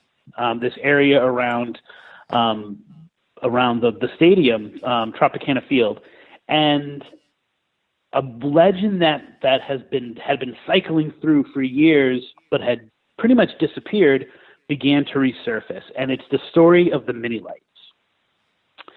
And the story is that if you go to this bridge that is over Booker Creek in St. Pete, and you say, mini lights, come out tonight, and you say it 3 times, these ogres will appear, or these orbs that are the size of basketballs will chase you across the field. And if they catch you, they're going to drag you down into the sewer system there and kill you. And pleasant. We heard that story. Yeah, we heard that story. And what does this have to do with love? We'll get to it. But it's this really great story that everyone in that area knows if they're black. If they're not black, they don't know it. We went to all these places and we talked to young white people when we went to restaurants, and they were like, I've never heard of it. But if you talk to an African American in that area, they know the story. Now, they all know different stories, but they all know the story of the mini lights. And so the basic story is there was a woman, and she was considered a witch. And people in that community were constantly, whether it was because she was a witch or because she was a different religion, some people say she was a Mennonite, they would attack her cabin, and they would throw rocks at it, and they would harass her, until she got these two ogres to protect her. And some people say it's her son. Some people say that they are circus freaks, and that she had worked with the circus and adopted them. Others say she had created them, and they were, of unholy union or whatever. But these creatures would chase the people around, and they would try to kill them. So if you went on that territory, now what happened was she ended up being either murdered or she died of natural causes. But the Mennonites stayed, right? Even after what would be considered when they died, their love for their mother and protecting that area keeps them there. And so if you go to Booker Creek to this day, you're going to, and you say those words. I won't even say it 3 times right now because I don't want them knocking on my door. I'm close enough to St. Pete. They will come and they will chase you and they will potentially drag you down and kill you. Now, it's a really interesting legend, and we went there and we said it. Now, the thing is that because it's so well known, there are 3 different locations on Booker Creek that it could be, right? It doesn't specify where it is. And if you ask someone from each of those areas of the neighborhood, they'll all say it's 100% this bridge. You have to do it from this bridge, but it's different ones, right? So we went to all 3 and we said, mini lights, come out tonight. We said it 3 times. And we never had anything chase us. But then we started looking at the story and we realized that it had to do with the idea of the outsider, and that the story comes out all the time, or it cycles through because of racial tensions in those areas, right? And so it rebirthed because they were essentially taking over the African-American neighborhoods and turning them into Chili's and things like that. And so all of a sudden it became this us against them idea. But then we started digging deeper into it, and we found, actually through the help of another writer, Mark Muncy, who you should also have on your show sometime, that, and this is a real story, this is an urban legend. Around there, incredible. There were alligator farms. And so people would go and they would essentially kidnap small black children, bring them to these alligator farms, and they would use these children to feed the alligators because they were so dangerous, especially as the alligators got bigger. And hey, whatever. Like, who cares if along the way a few black kids get eaten? This was a practice, right? This was something that was happening and can be proven that it happened.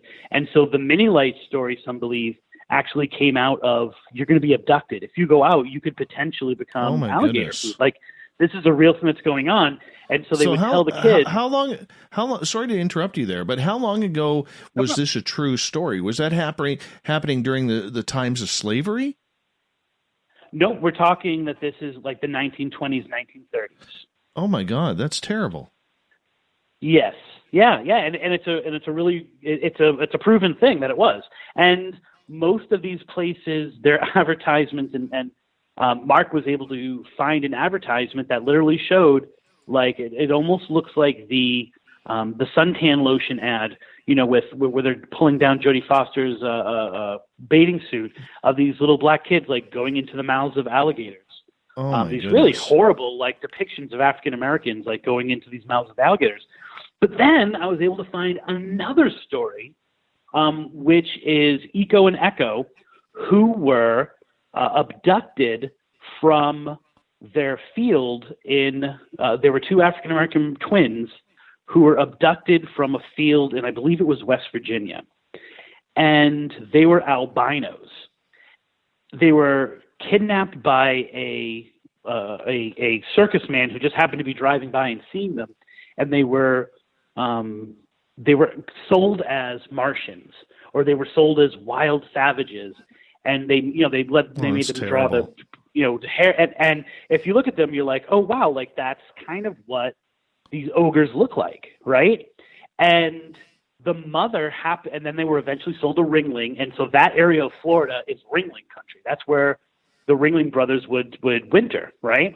And so everything in that side of Florida for 200 miles has Ringling attached to it.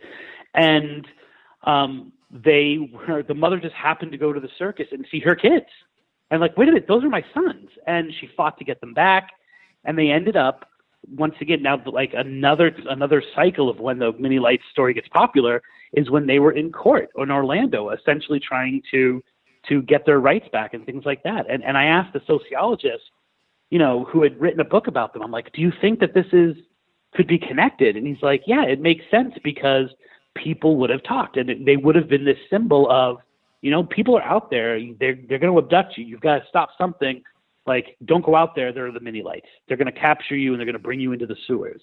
And so it's this really interesting story that was initially on the surface about love, about these sons or these ogres protecting this woman who was tortured by her community. And then when you dig deep into it, you realize there's a lot of different layers to it. And you were talking about mysteries.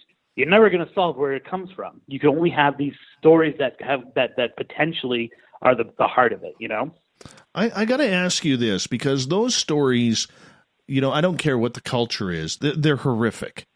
And unfortunately, back then, the African-American community was horrifically persecuted for absolutely no reason other than their skin color, which I think is horrific and disgusting.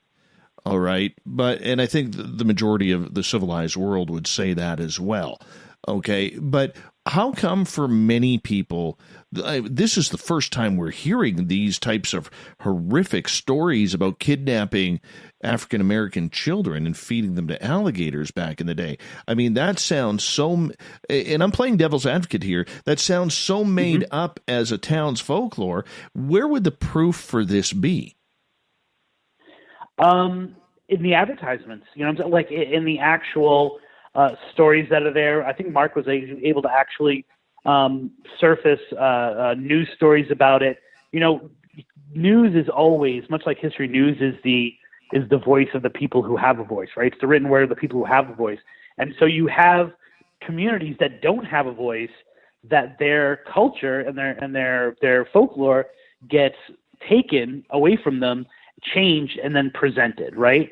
And so oftentimes little things like this come out just in when you do things like Florida here has a Florida Memory Project, where they just interview people who have had experiences and stuff like that. And so, once again, it can't be necessarily proven, but people tell these stories. And those stories are then archived and it comes to life. Another really good one that's like that is the Swamp Witch, which we can get into a little bit more later if you want. But or I can tell you the story now. But so just out of curiosity, there is no written record of these stories actually in the town's historic books or the town library or Hall of Records or anything like that. No, you're going to find it more in like archive projects and things like that. Yeah. And folklore projects where people are given a voice. Either way, if that is fully true, what a disgusting society, man. Just a disgusting society that used to be there. Holy cow. That just makes me ill. Makes me ill. And anyways. The paranormal oftentimes is history demanding to be heard, right? Yes. In other words, the true story of something. And so there is this town called Brooksville, and it's I've done speaking engagements near Brooksville, and I'm like, I think I got to change this story when I'm in Brooksville. But it's also part of a huge major project that I'm working on right now, and they to some degree embrace a lot of their racist history, right? So, the name is the town is named after a man who beat another person in Congress who was railing against segregation. And they're like, that's the kind of person we want to name our town after. Now, if you go to Brooksville, not everyone there is a racist, but it's got this history, and its folklore is kind of focused on that. But then you go a few towns over, and I came across this story of a swamp witch. And what happened was there was a witch who was living in the swamp, and when bad things started to happen in the town, they went out and they hung her, right? So they actually, killed her, thinking that if they kill the witch, God will turn his favor back to them, because they had been using her for remedies and things like that, and just suffering her, when they're not supposed to suffer a witch, and it didn't work. The town still went under. As I started to research that story, I discovered that it wasn't a witch. And I do believe there's paranormal activity that goes on in that area. The story is actually about a black man who was brought into that swamp and lynched. And the spirit that's there, the spirit that's causing all of these crazy stories, is not a witch. It's the spirit of this man who was killed. And yet the history of that, telling that story, sheds a light on a really dark part of their past, of this town, that they don't embrace. And so even though when we went there, the ranger was like, yep, there's a hanging tree, on this street and this street. And of course, Brooksville, it's right next to Brooksville. Brooksville has its famous hanging tree and well, how about hanging trees here? Nope, we didn't do that stuff here. We don't do that stuff here. And yet I was able to find a newspaper article that specifically says that this person was dragged into the swamp. And that's not the way lynchings occurred. Lynchings were somewhat public things. They were done in areas that people would see them. And yet this one very specifically says they dragged them to the swamp in the area where this stuff is happening. And that's where the person was lynched. It's more acceptable. It's more palatable to say that a witch was killed, that the community decided to kill this witch, than that two men dragged someone into dragged a black person into the swamp and killed them. Yeah, that's horrible. I'll be honest with you, man. I am way too Canadian for these stories, man. Way too Canadian for this. Well, let's turn it to the paranormal part of it, right? We got to that location, and immediately upon getting out of the car, we were both. This is #follow the signs. We say we got out of the car, and we were drawn not to the path that this trail is on. The trail. We were drawn to this. In Florida, they do a lot of planned burnings. You know what I'm saying? Like they burn intentionally. And it had burned so hot in this location that the trees were kind of cramped over, and it looked like hands. It literally looked like a gate of these two gigantic hands pointing at this location. And the ranger stopped us and he's like, "Oh, what are you guys doing here?" And we told him, we're always very straightforward. We don't lie about, we're folklorists. We're looking into this. And he's like, "Oh, no, what you got to do is you got to go down the path." So like, all right, so whatever. So we went down the path, and off the path, we started to see, and you can see this on either the Facebook page or the YouTube, we started to see a single vine swaying back and forth, no wind whatsoever, and yet it looked like someone was literally pulling this vine back and forth. And so we're like, okay, let's get off the path and follow that. And when we followed that vine, and when we followed kind of where we were being led, we found the hanging tree, and we found a battered, almost grown into the tree because it had been there so long, noose. And we got pictures of it. We got video of it. We documented it. And then that almost immediately led to what you could say is it looked like a swamp, a witch's ring, right? Like in the swamp, there was this green algae. It was in a perfect circle, and you could tell how someone could say, this is someplace a witch would be, right? I've never been able to find that rope again. I've been out there twice. Literally, I mentioned Mark Muncy. Mark Muncy went there days later. We gave him a map of how to get to it. It wasn't there. Now, my show is not popular enough that someone saw that video and 3 days later went and cut that thing down. It was just there for a moment. It was almost like a time slip. For just that time, that moment, we were able to see the past the way that it really was. And that's the way that area, it's near the Ocala Forest, things shift and things move all the time. And so, we were able to, is that confirmation of anything? I mean, we clearly saw the noose, and now it's not there anymore, and no one went up there and got it. Why were we allowed to see it for just that one moment? It's so that I could spread the story. And this story has been told by several other folklorists or writers, but it's always the witch story that prevails. I always felt that us seeing the noose that day was, yeah, you're on the right track. This is a story that needs to get out. We've got about 2 minutes here before we have to go to break here, maybe 3 minutes before we have to go to break at the top of the hour. Author Christopher Balzano is our guest tonight. His latest book, which can be found on Amazon starting in just, less than a month now, called Haunted Florida Love Stories. And when we come back from the break, I want to change topics here. And I want to get into something that you have studied a lot of over the years, and that's a Bridgewater Triangle. This story just freaks me out. Just love this. Love this. But, it's going to be absolutely fun. Give people a 30-second primer of what the Bridgewater Triangle is all about. Wow. The Bridgewater Triangle is about a 200 square mile area in Massachusetts, although it constantly is evolving what is actually the triangle. It was coined by Lauren Coleman in the 70s and then kind of solidified in his book, Mysterious America. And within the lines of this triangle, so within this area, you will find anything that you could possibly imagine that's in the paranormal world. Bigfoot, UFO sightings, pterodactyls, thunderbirds, ghosts, zombies.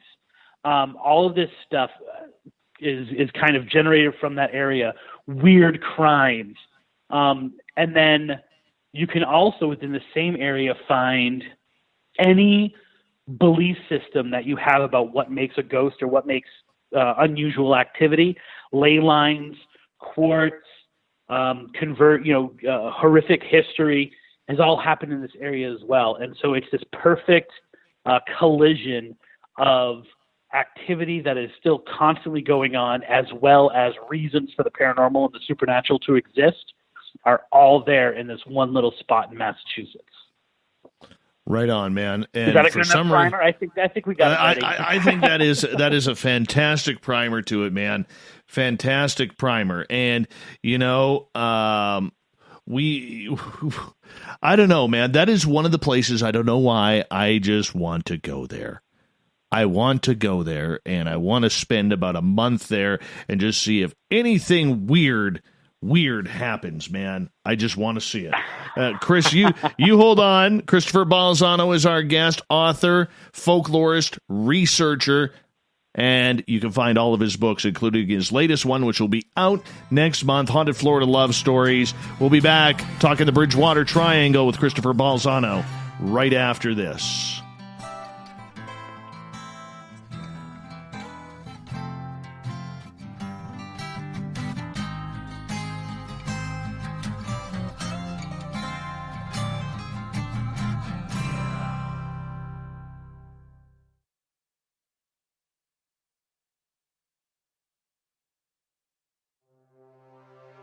We are scouring the world for the most intriguing stories of your day. Take the time to read up on the SOR Newswire, where our team, led by Captain Shirk, will deliver to you some of the best paranormal and supernatural news, along with some stories that will blow your mind from the weird to the wacky. It's the news outside the news that piques interest, and that's what we're looking to deliver to you. The SOR Newswire, only at spacedoutradio.com. Hello everyone, this is Ryan Stacy from the Experiencer Support Association, otherwise known as TESSA. We're glad to team up with Spaced Out Radio to help investigate your experiences on the SOR Sightlines Report. Together, we'll investigate the strange sightings and occurrences you've had. We're looking for answers just like you. So fill out a Sightlines report on the Spaced Out Radio website and let's figure out what's going on together.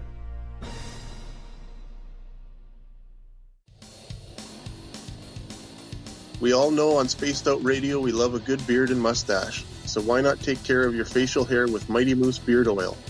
Made in Canada, we're taking care of beards and stashes around the world.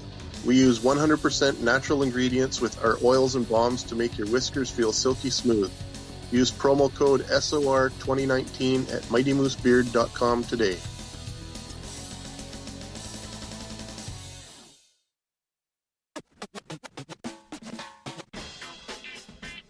The SOR Vault is open for business, and do we have some cool swag for you to pick up?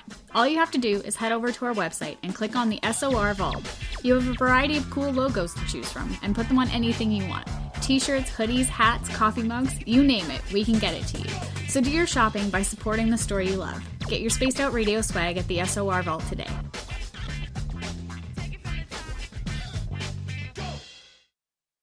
Hello, this is your guitar man, Ron Bumblefoot Thal, and I have to tell you, I love the response I get for Little Brother is Watching from Spaced Out Radio fans. It's amazing how music can inspire and make people think deeper about what's going on in the supernatural world. You can head over to my website, bumblefoot.com, to check out my music, my guitar workshops, my touring, even check out some of the hot sauces that I'm working on. And make sure you keep on listening, because with Spaced Out Radio, you know Little Brother is watching. Hey, space travelers, this is John Resig, founder of the Chive and Chive Charities. If you know anything about our website, you know we like to do things a little differently. We're not some faceless organization collecting money for a nebulous cause. Our donor dollars go directly toward life-improving items. Then we give those items directly to an underdog who needs it most. To become a donor with Spaced Out Radio's official charity, Chive Charities, just go to chivecharities.org/donate. Hi there, this is the paranormal lawyer Michael W. Hall. I'd like to invite you to listen in each Sunday night, where we're going to open up your eyes to everything strange and paranormal. I will be hosting some great guests with topics that affect us all, such as UFOs, ghosts, and everything paranormal. Let's learn together on Spaced Out Radio Sunday with myself, Michael W. Hall, the paranormal lawyer at spacedoutradio.com. We're adding to the entertainment online for Spaced Out Radio. I'm Amber Beckard, and I want to invite you to subscribe to our YouTube channel and check out Cryptid Tales, where I will take you on a journey into some of the strangest legends and lore from around the world, relaying the stories to you of the strange creatures and experiences that people have had throughout time. You can find Cryptid Tales at youtube.com/Spaced Out Radio. And while you're there, don't forget to check out our free archives and leave a comment. See you there. Looking for creative ways to get your company out in the public? How about advertising on Spaced Out Radio? Our sales department is waiting to hear from you, and we can work around any budget.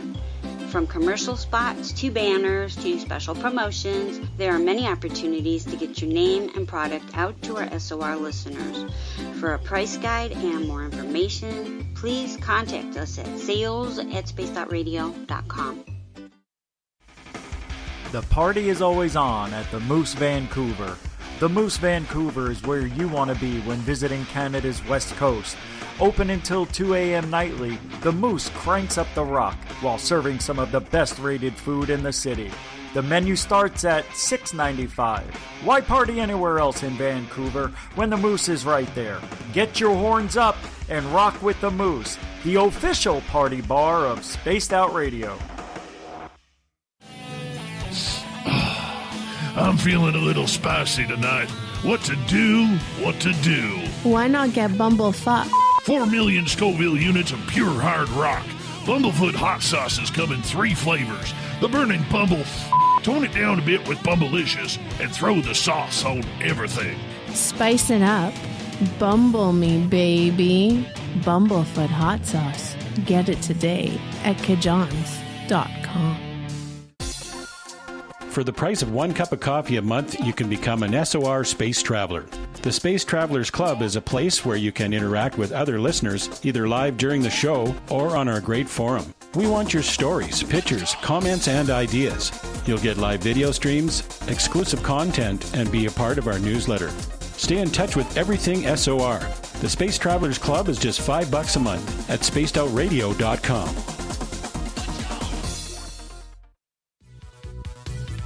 Hello, Space Travelers. It's me again, Carl.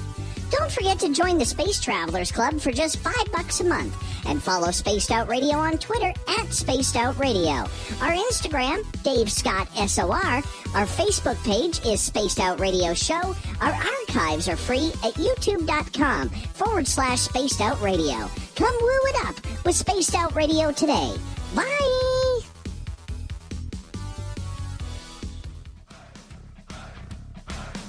Would you like to connect with us? Head to spacedoutradio.com for all your latest show info. Now, back to Dave Scott and SOR. Third and final hour of Spaced Out Radio is underway tonight. I am your host, Dave Scott. I appreciate each and every one of you tuning us on in. We welcome back everyone listening in on our terrestrial affiliates around North America, digitally on Revolution Radio and TalkStream Live. All of our archives are free by going to youtube.com/Spaced Out Radio. Just do me the favor, hit that subscribe button. The Desert Clam has set the password for tonight in the SOR Space Travelers Club. I believe it is Beblubber. How did I screw that up? Beblubber. I did it again. Beblubbered. Beblubbered is your password. Use it wisely, Space Travelers, as the Clam sets a password each and every night right here on Spaced Out Radio. Our website is spacedoutradio.com, where we have a plethora of features for you, including including Rockin' Out to Bumblefoot and reading up on Captain Shirk's SOR Newswire. Follow us on Twitter at Spaced Out Radio. Be blubbered. There we go. Be blubbered. And on Instagram at Spaced Out Radio Show. Be blubbered. There we go. Finally got it. Christopher Balzano is our guest tonight. We have him till the bottom of the hour. He is the author of a brand new book called Haunted Florida Love Stories, which will be released next month.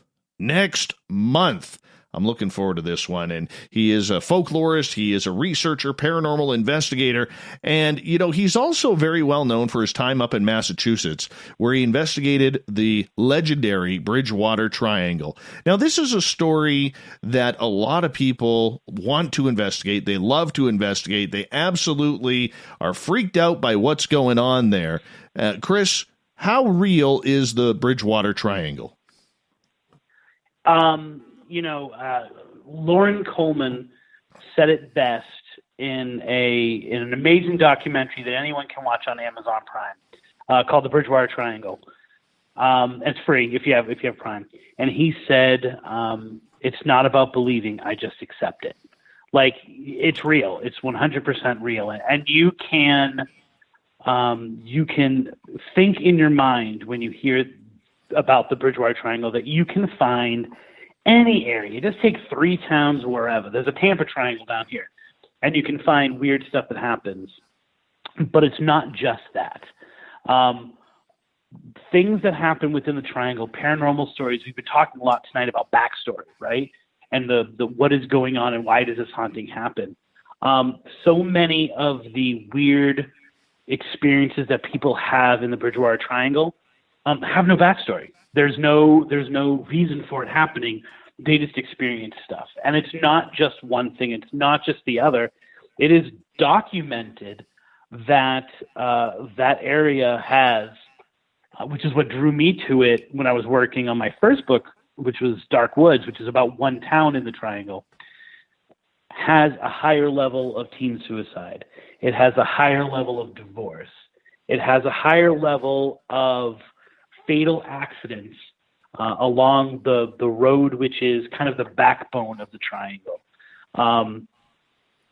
Murders and weird crimes gravitate towards it. Cults gravitate towards it.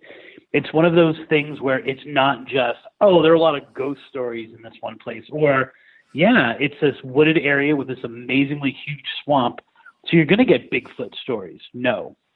is that all of this stuff is not only finding its way to this remote, if you can be remote in Massachusetts, this remote area in Massachusetts leading into Rhode Island, but it's all happening there.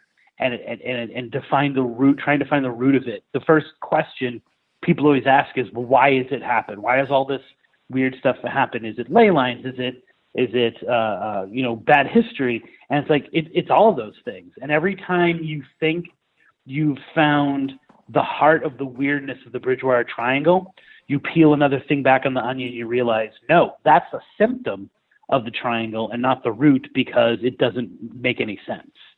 And you just go back and back and back. And so it really is this unique place that is 100% real. Okay, a lot of people talk about the legends of puckwudgies. A lot of people talk about the legends of thunderbirds and pterodactyls. And, I just, when you get into birds the size of pterodactyls and thunderbirds, those are big enough to be picked up on radar. Mm-hmm. And yet, we're not seeing a lot of that. I think that, and there are military bases in that area, and plenty of black helicopters, by the way. I think that much of the cryptid stories that don't involve Bigfoot and that don't involve puckwudgies happened years ago. Maybe before the place was more monitored, maybe before there was more development. They are literally the physical heart of the Bridgewater Triangle is this place called the Hockomock Swamp. They're building a railroad through it, a commuter rail, on a line that existed that they abandoned years ago. There's a lot of modern things that are impeding upon the triangle, which is either going to make people have more stories, or the weirdness is going to kind of creep back into the shadows a little bit. But I think a lot of the things that could be identified and tracked by science are stories from a little bit ago.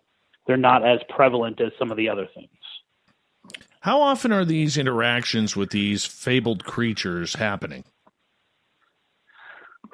I think the Bigfoot sightings are not as common as they used to be, but for a while they were very common. I think the UFO sightings are monthly. I think people have spotted UFOs there, and of course the ghost stories are just a continuous, ongoing thing. This reports of zombies is more of a flap.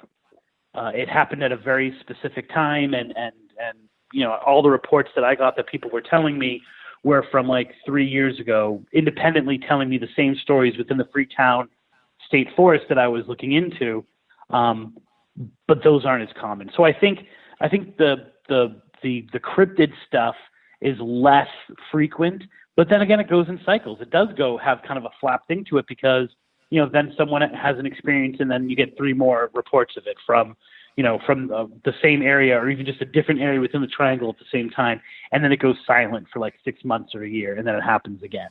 But the UFO sightings there are pretty constant, it seems. Okay, so are there alien or claims of aliens being on the ground there, or UFO landings?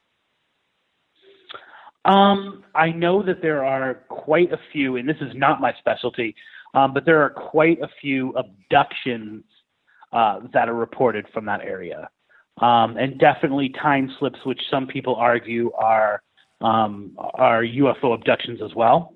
And I know that those are widely reported in the Bridgewater Triangle, but I have never heard, I don't think, of a landed spacecraft in the triangle, but I could be wrong on that.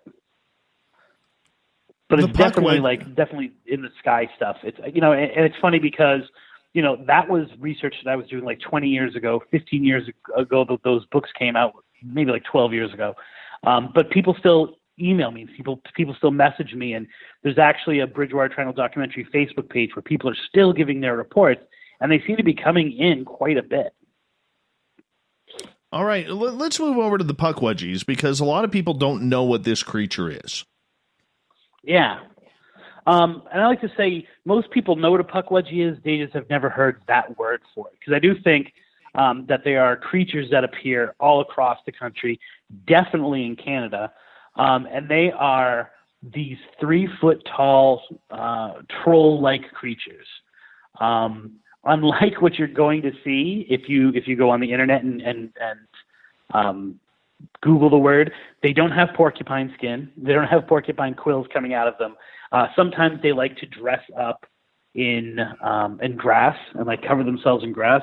I have documented at least 5 different kinds of pukwudgies, and what I discovered when I went out to Indiana, and this is probably new since I was last on the show, is that Indiana and this very specific place, Mountain State Park in Indiana, is used to be a meeting ground because of its location and its alignment to stars for all these different tribes across the country in Canada. And of course, they had no common language. And so this word pukwudgie became a umbrella term for these little trickster, devious monsters that were in the woods. And so people would then go off to their tribe and their section of the world, and sometimes that word pukwudgie continued on, right? So it's actually a word that's used by the Cherokee as well, and obviously by the Wampanoag in Massachusetts, but then the Denver tribe and the Miami tribe that are still using this word, or in their lore they've got this word pukwudgie. And they were the kind of history of them is they were tricksters who had kind of just like a passing interest in humans. But the creator god Mashop seemed to favor humans over the pukwudgies. And when he went away to have an affair with a woman in the sea, with a monster in the sea, and he wasn't around to protect the area, the pukwudgies became much more malicious, and they would burn villages. They would kidnap children. Their big thing is that they would lead people to deep places in the woods, especially cliffs, and then push them over. Now, the thing about pukwudgies, there's kind of like a little triad going on. And the second most popular part of the pukwudgie lore is this idea of a taipai-wunka, which we would call a ghost light. And so it's whenever you have these pukwudgie encounters, which are still going on today, people see these little lights, and they're often lured into the woods, or they see a pukwudgie, and then they see these lights, and they are the souls of the people that they have killed that are used to draw other people in. And now the encounters that I get that I really put a lot of faith in all follow the same pattern. I had no idea what a pukwudgie was. I had to delve deep into folklore to find this word. And it was nowhere on the internet. Except for a kid's book, which told the story kind of like what I just told you about Mashop. People would be in the woods, in the Bridgewater Triangle, and a few other places in New England, and they would see this weird creature, usually kind of an elongated nose, pot belly, sometimes covered in hair, sometimes not. And they would see it, and they would come upon it. It would be like they discovered something. Then something would distract, and they would look back, and the thing would be gone. It's famous for being able to transform into different things. Wow. A few nights later, they would be at their house asleep. They would be, one gentleman was waiting for his girlfriend, I believe, in a parking lot, and the pukwudgie comes back to them. And when the pukwudgie comes back to them, all the people, they almost use the same words to describe it, got the sense that, all right, you know where you found me, but I know where you live. Don't come back. And then those people never return to those sections of the woods again. And that's the most common story. And like I said, I documented that story. I had 3 of those stories under my belt with these people begging me to explain it to them.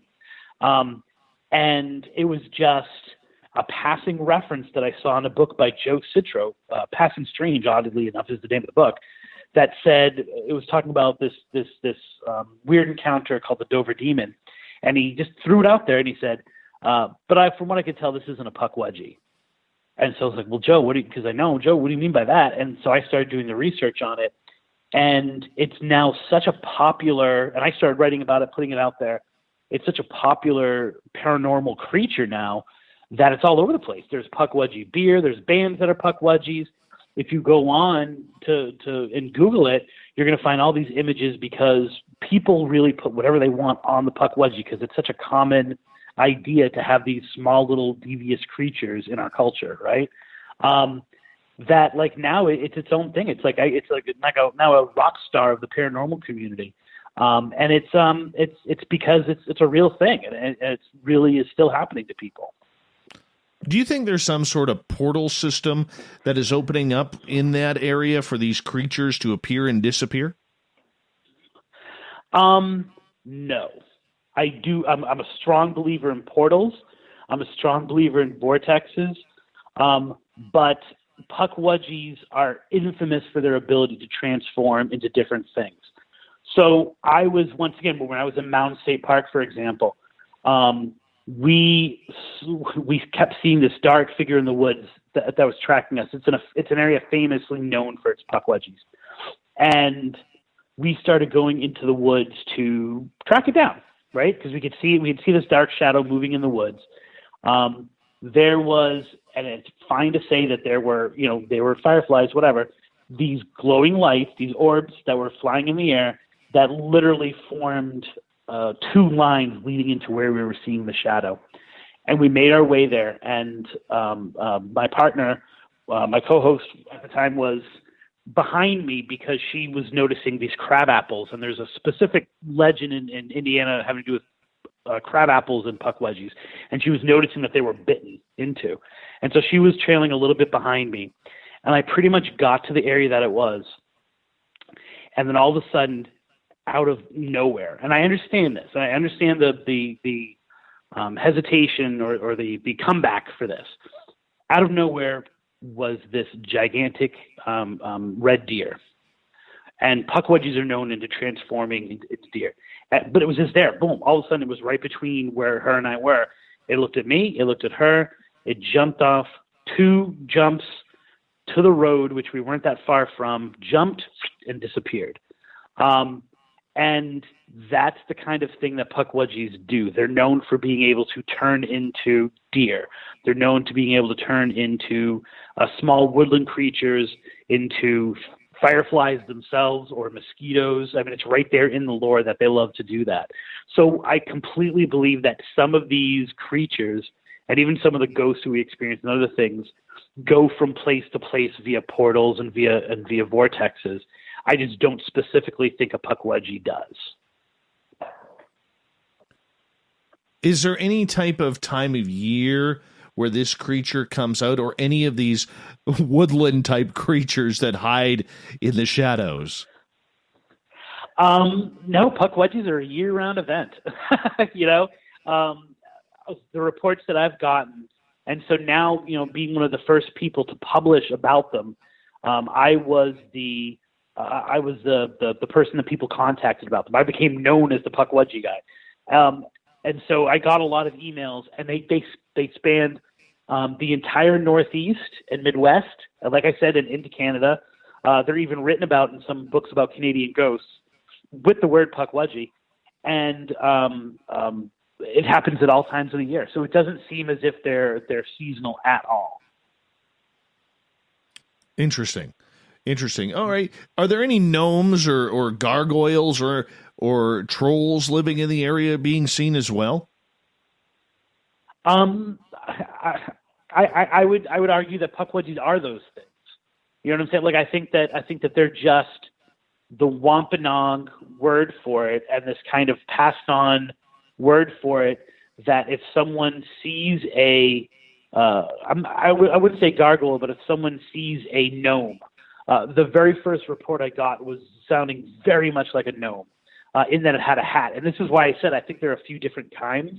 I think they fall under kind of the classification of a Pukwudgie. But I think that people are just identifying them as that. And it's weird because when people hear of a Pukwudgie report, I had a few people who felt as if they had an abduction based on what they knew about aliens. but they had never heard of a Pukwudgie. And then after hearing some of my Pukwudgie stories, they were like, you know what? Like, no, that's actually what it was. That Pukwudgie was in the room. It wasn't an alien. What you described was what was in the room. And now that I think about it, I had this weird experience in the woods a few days earlier. And so, you know, I think it's a thing unto itself, but we kind of maybe define those other things in the words that we know. And so once you hear the word Pukwudgie, people will identify even that stuff as a potential Pukwudgie. We've only got about 3.5 minutes left with you tonight, and this has obviously flown on by here. Let's kind of change up the topic. What's next in the paranormal world for you outside of your book coming out in September? The two big things I'm working on my next book, which is about the Ocala National Forest, which is like Dark Woods on crack. It's like the Bridgewater Triangle if the Bridgewater Triangle had #FloridaMan next to it. So it's all that same stuff. It's all those same things that I was tracking. But the weird thing is that when I put out that I was writing the book, I was flooded with so many people with unexplained phenomena that happened in this one area that it even like stopped me writing. I was like, I've got so much, I don't even know how to classify most of this stuff. So as I'm working on that, I'm posting about the weird things that I'm finding. And along with that, I'm also working on this major project called This Town is Myth, which is, its root is that Swamp Witch story that I told you. And it's all about this town which has completely disappeared in Florida, which is not an uncommon thing. There are tons of ghost towns, except for this one has been not completely, because I've been able to find bits and pieces, but pretty much wiped off the face of the planet. And even people that live on what was once this town refuse to acknowledge that it exists. And the weird thing about it is every place around it, and it ties into the Ocala Forest too, every place around it tells ghost stories and has ghostly legends, and yet there's none in this town, and no one wants to talk about the weird things that happen, but they happen. And so those are the two big projects that I'm working on. And then, of course, weekly, now I'm on midnight.fm. Weekly, I'm doing the Tripping on Legends show as a live radio show in addition to the podcast. So, you know, people are going to want to go to Tripping on Legends so that they can catch that weekly show every Tuesday at 9 o'clock on Eastern Standard Time. And that's really what keeps me going. That and trying to open up schools here in Florida because I'm a teacher, so. Yes. Well, good luck to you for that, man. Oh yeah. No, you sound like a pretty busy guy, man. And up here, students don't go back until, I think they're scheduled September 10th is when students are scheduled to come back here. But, you know, I want to say a big thank you once again for coming on Spaced Out Radio, Chris. It's been an absolute pleasure. Way too long. It has been. Thank you very much for having me back on. It's always rude, but you always ask the best questions and get the best answers out of me. So well, I like the way you plug away. I appreciate that, and thank you so much for that. And, you know, the one thing about it is, through COVID or not, the ghosts still keep haunting, don't they? They do, and the legends evolve to match that. So I'd be interested to see what's going to happen 10 years from now, but what people tell about the ghosts from this time period. So as a folklorist, you got to love it. Absolutely. All right. Christopher Balzano, everybody. And don't forget, you can find all of his books by going to Amazon.com in the U.S. or Amazon.ca in Canada. And he's got a number of them there, and they're well worth the read. Very, very articulate writer. You want to check out his books. Coming up next, we have the SOR Newswire and the Thought of the Day. Stay tuned. More Spaced Out Radio coming right up.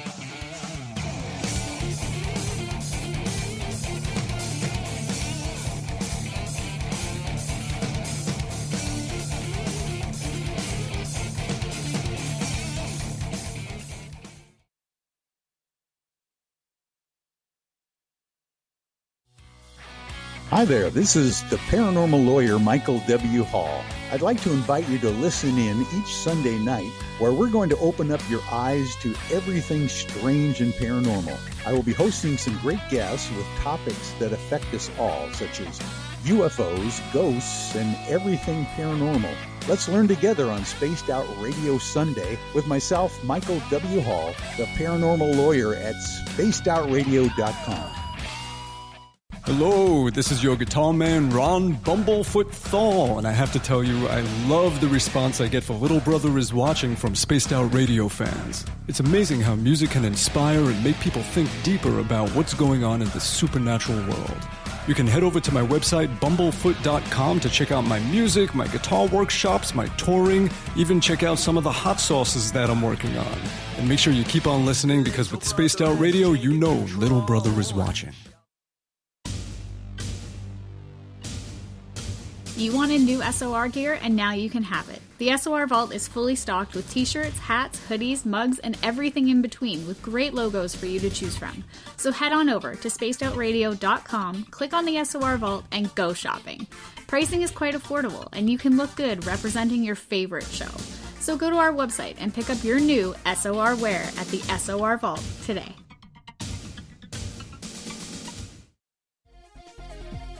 Hello, Space Travelers. It's me again, Carl.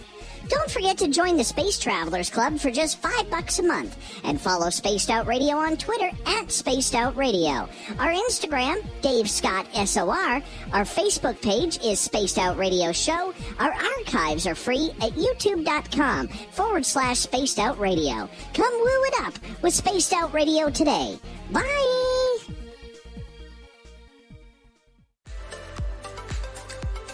Are you looking for great advertising value for your company?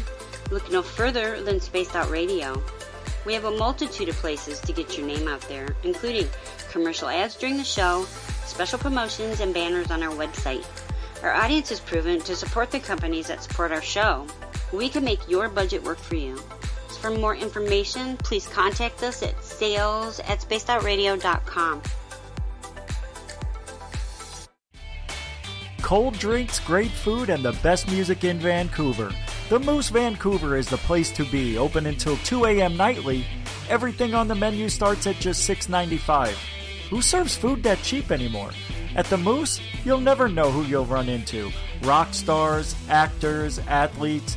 It's the place everyone wants to be. So join us at the Moose Vancouver, the official party bar of Spaced Out Radio.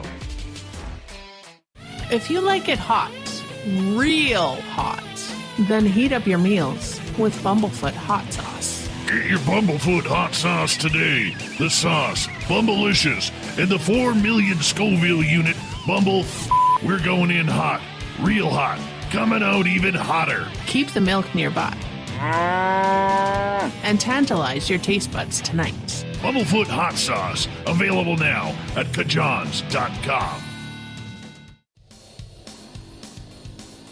We all know on Spaced Out Radio we love a good beard and mustache, so why not take care of your facial hair with Mighty Moose Beard Oil? Made in Canada, we're taking care of beards and stashes around the world. We use 100% natural ingredients with our oils and balms to make your whiskers feel silky smooth. Use promo code SOR2019 at mightymoosebeard.com today.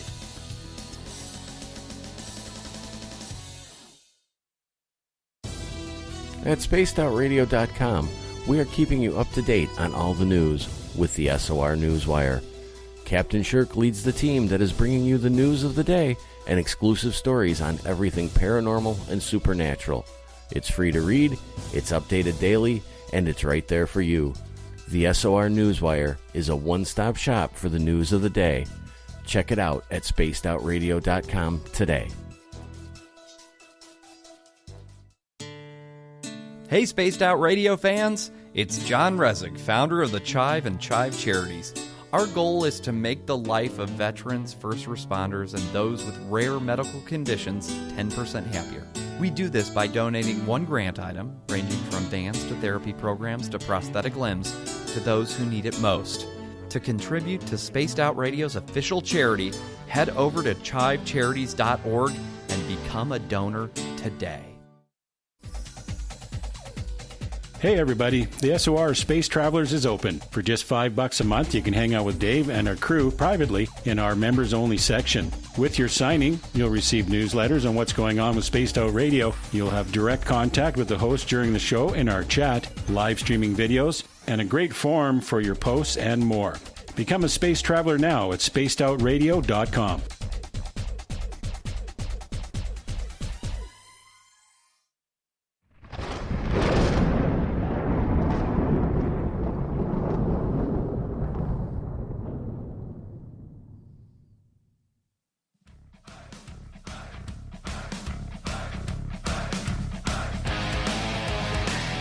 We rounded third. We're heading for home tonight on Spaced Out Radio.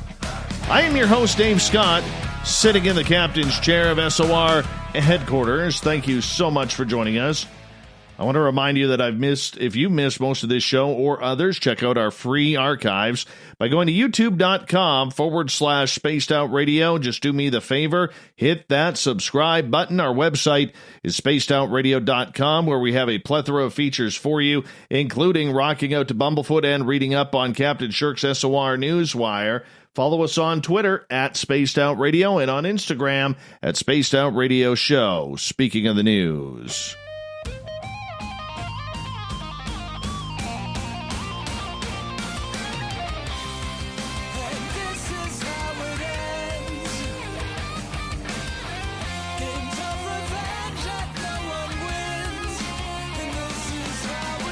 The news is always changing, which is why we bring you the SOR Newswire at the back end of every show, where we get to the weird, the strange, the wacky, and sometimes the paranormal. Yes, a security firm boss has said he was left petrified after claiming to have spotted a ghost woman in a white dress stalking the building. A photograph of the supposed ghost apparition at the Birmingham building site has left many scratching their heads on whether or not it's genuine or a hoax. The eerie image baffled security bosses at the site on Sherbourne Street after the movement triggered motion cameras in the early hours of Tuesday, August 18th. The vision is claimed to have picked up by CCTV in the dead of the night, but when the security guards performed a full patrol of the area just minutes later, they found it all clear. The security boss at the site said he struggled to go back to sleep, and he was so creeped out by the apparition of the woman, who appears to be wearing a dress and carrying an object while she walks through the site in the city center. Security staff were alerted after a motion sensor camera picked up movement and snapped a sinister image. It's kind of creepy, to be honest. Adam Lees, managing director of the Limitless Security, said, "We provide security for the building site on Sherbourne Street in Birmingham City Center. In the early hours of Tuesday, we had an alert to say a motion-censored camera had picked up movement on site. The images come through to my laptop, so I checked, and I saw that picture. I noticed security on site straight away, who did a full patrol but found nothing. Incredibly strange. I have no idea what it could have been, but I didn't sleep the rest of the night. The alert was raised at about 1:53 a.m. 3 minutes later, on-site security responded and carried out a full patrol, finding that there was nothing there. Mr. Lee said they went out straight away. It was within minutes and there was no sign of anybody there or anybody ever being there. It was truly bizarre. I have no idea what it could have been, but I didn't sleep the rest of the night." How many times are they going to say, "I couldn't sleep for the rest of the night"? Let's be honest here. Okay, I've never believed in ghosts, but I can't explain this. People have been saying it is, but I can assure them that it's 100% genuine. I wish it wasn't, as it has probably given me the creeps. I've never seen anything like it before. She's leaning forward and seems to be floating and is holding something in her hands. To me, it looks like she's wearing a wedding dress, like she's waiting to get married. She looks like a ghostly bride. It's the strangest thing I've seen in 5 years of looking after hundreds of sites like this. Imagine looking at this image when you've been woken up at 2 a.m. and are half asleep. It took me a while to drop off again after that. Oh yeah, that is freaky. Absolutely freaky. Ooh, gee whiz. Gee whiz. All right, let's move on. Ivan Wagner, a Russian cosmonaut currently orbiting the Earth aboard the International Space Station, claims to have captured footage of a potential UFO or UFOs while recording video of the Aurora Borealis. Space guests, or how I filmed the new time-lapse, Wagner wrote in a tweet featuring the video Wednesday morning. The 1-minute video shows the Aurora Borealis passing near Antarctica and Australia, Wagner says. However, in the video, you will see something else. Not only the aurora, he wrote. The footage shows the curved edge of the Earth at night, with the green swirl of the aurora moving across its surface and several star pinpoints visible in the background. At 9 to 12 seconds of the video, 5 objects appear flying alongside within the same distance. Wagner wrote it in a follow-up tweet. What do you think those are? Meteors? Satellites? Or ... ? Oh, yeah, it's freaky. He added that the video was shot in a time lapse, so the brief flash of the objects actually lasted for about 52 seconds in real time. Wagner did not claim to see the phenomena as it happened, and no one else aboard the ISS has acknowledged it. He also did not indicate exactly when the footage was captured. Whatever the phenomena was, it does appear as a string of lights arranged in a clear, angled line in the video. It is very strange.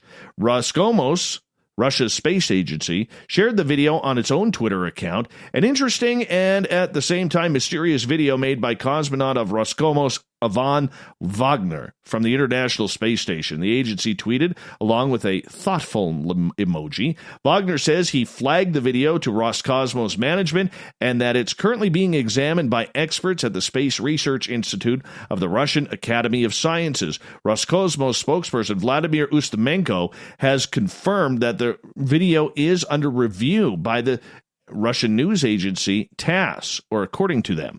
It's too early to make conclusions until our Roscosmos researchers and scientists at the Space Research Institute of the Russian Academy of Sciences tell us what they think. It was decided to hand over those materials to experts who will tell us what their opinion is. 35-year-old Wagner is a first-time crew member aboard the ISS, where he and fellow Russian Anatoly Ivanishin are working with Chris Cassidy, the American commander of the expedition. NASA didn't. They never mention any of this stuff. They did not mention Wagner's video in a blog update about the mission on Wednesday. The blog said Wagner recently worked on the station's orbital plumbing before exploring ways to improve Earth's photography techniques. Cassidy has not tweeted anything about Wagner's video, and Ivanishin is not on Twitter. Aliens and UFOs, though, have long been derided as taboo topics for people in the tinfoil hat community. Who are those? Maybe me? Yeah, I'll put my hand up. However, the subject has slowly crept into the mainstream recently thanks to the New York Times and other media outlets. One former contractor told the Times that he'd been briefed by the Pentagon on the retrieval of off-world vehicles not made of this Earth. Oh, my goodness. Now they go into the whole UFO stuff. Yeah, you know what? They're making fun of it now. That's too bad. Good story, but then they go and make fun of it. That's too bad. Bad journalism there. This week, German Minister of Food and Agriculture, Julia Klöckner, proposed an animal welfare ordinance that has some pet owners barking mad, a mandate to exercise one's dog twice a day. The ordinance would require that dogs be permitted to exercise outside of a kennel and at least twice a day for a total of at least 1 hour, according to the ministry. This is to ensure that dogs are given sufficient exercise and contact with environmental stimuli. Pets are not cuddly toys. Their needs must be taken into account, Klockner said. The ministry suggested the exercise might take the form of a walk or letting the dog run around outside. The ordinance has stirred much discussion in the German press. 2 hours of walking will soon be mandatory, asked one headline. Is the paternalism going too far? Demands another one. I don't believe in regulations, Golden Retriever owner Helga Melzer says. Every dog is different, has different age, different diseases, and we have different climates. Yeah, with the hot temperatures of the last few days, you shouldn't let your dog out for much longer. Barbel Kleed, owner of the Yorkshire Terrier in Berlin, I find it patronizing to be told how long I should take my dog out for and who is going to check up on me. Will the neighbor call the police if they suspect me of not taking Sam for a long enough walk? But Julia Druden, who owns a 6-year-old lab, supports the law. Going for a walk should definitely be a must, she says. It is absolutely correct and important that you go out with your dog for at least 1 hour every day. There's one question on everyone's mind in a nation with 9 million dogs. How would such a rule be enforced? It would be up to Germany's states to figure that out. A spokeswoman for the ministry that said the authorities would not be likely ringing the doorbells asking for dog owners if they haven't walked Fido yet. It's not clear whether the proposed rules are aimed at pushing ordinary dog owners to give their pets more exercise or if the measurements or the measures are really aimed at commercial dog breeders. A spokesperson for the VDH, the German Dog Breeders Association, says that the rule requiring specific amounts of time for dog walking doesn't hit the mark. Oh, it's not good enough. No, VDH spokesperson Udo Kopernik told the media that Der Spiegel that the new rules would create minimum standards for dog dealers who don't take animal welfare seriously, but for normal dog owners, he predicted little would change. A rule for all dogs is probably well meant, but unrealistic. Just like humans, dogs are very different. There are dogs that need a lot more and some that don't even get by or that get by with less. With very old dogs, is it enough to just lead them around the block twice a day? The ordinance includes other provisions that have drawn less attention, including a ban on keeping dogs tethered to a chain, I like that one, with an exception of working dogs under certain conditions. Yeah, you know what? I have 2 dogs. I am a dog lover. But my old dogs, I'm telling you right now, they don't want to go out for an hour walk. I got a big yard. They're running around the yard all day. You know? By the time my old guys, are allowed inside, they're tired. They're passed out on the floor. So, maybe it doesn't even bother me. I don't know. Where do you stand on that? Let me know on Twitter at Spaced Out Radio. All right, let's move on. If it's a day ending in Y, researchers are probably arguing about the origins of the mysterious interstellar object Oumuamua. Again? Let me sigh again. A newly published study in the astrophysical journal Letters has put the kibosh on the idea that Oumuamua is made of a molecular hydrogen ice, an idea first proposed in April. The proposal by Daryl Seligman and Gregory Laughlin appeared promising because it might explain the extreme elongated shape of Oumuamua as well as the non-gravitational acceleration. The study's lead author, Dr. Thiem Hong, senior researcher in the Theoretical Astrophysics Group at the Korea Astronomy and Space Science Institute, said in a statement, however, their theory is based on the assumption that H2 ice could form in dense molecular clouds. When are they just going to admit this thing was an alien spaceship? Let's just cut through the chase. They never even got a full picture of it. They got a radar image. Okay, there's no photo of this thing. All right, it came in out of nowhere, left out of nowhere, passed by Earth. We are a great reality TV show. All right, it's not ice, it's aliens, people. Now let's get to some serious here, because Dr. Avi Loeb, co-author of the new study, said researchers want to test the dark matter proposition as well as the assumptions to the theory. We were suspicious that hydrogen icebergs could not survive the journey, which is likely to take hundreds of millions of years because they evaporate too quickly, and as to whether or not they could form molecular clouds. What's interesting is Avi Loeb was the dude who said it could be an alien ship. Yeah, here we go. In November 2018, Loeb and others at the Harvard-Smithsonian Center for Astrophysics suggested Oumuamua could be a light sail of artificial origin sent from another civilization. There we go. Now we're getting into some aliens here. However, the researcher who discovered Oumuamua, Canadian physicist, good guy, good Canadian kid, an astronomer, Robert Warwick, said the idea it was from another civilization was just wild speculation. Come on, Robert. So is the Toronto Maple Leafs winning the Stanley Cup in the next 55 years. Oumuamua, which means pathfinder or scout in Hawaiian, was first classified as an asteroid when it was spotted in 2017, traveling at 196 miles per hour. That is much over the 40-kilometer-an-hour speed limit. All right? But recently, it's found more akin to a comet. The place of its origin is still a mystery, though. Some have suggested it could have come from a giant molecular cloud. Yeah, no, let's go back to the aliens, okay? Can we just go back to the aliens? It's much more fun. We got aliens. Even though I got in trouble for that from a good friend yesterday. I don't care. We got aliens. A ninja museum has been raided in Japan, with thieves making off with more than 1 million yen. The Iga-ryu Ninja Museum in central Japan is dedicated to the history of the famous Iga clan of ninja. Police were called after an alarm was set off at the museum. Officers found the office door had been forced with what is thought to be a crowbar, and the 150-kilogram safe was missing. The safe contained money from admission fees from around 1,100 people, according to the museum. The popular tourist attraction allows visitors to learn about and throw ninja weapons and watch ninja shows. Oh, that's kind of cool. Too bad. I would actually like to see that. Totally love to see that. All right, moving on. A stalk of corn that became a local landmark and a viral sensation when it sprouted in a sidewalk crack in a South Dakota city has been rescued by a local family after being uprooted and presumed dead.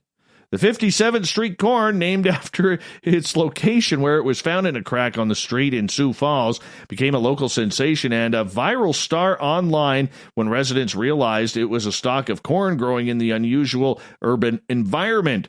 Residents feared the corn's life had come to an end when it was found uprooted in the middle of the sidewalk. Locals created a shrine to the fallen plant, including a RIP corn sign placed next to the now horizontal stalk.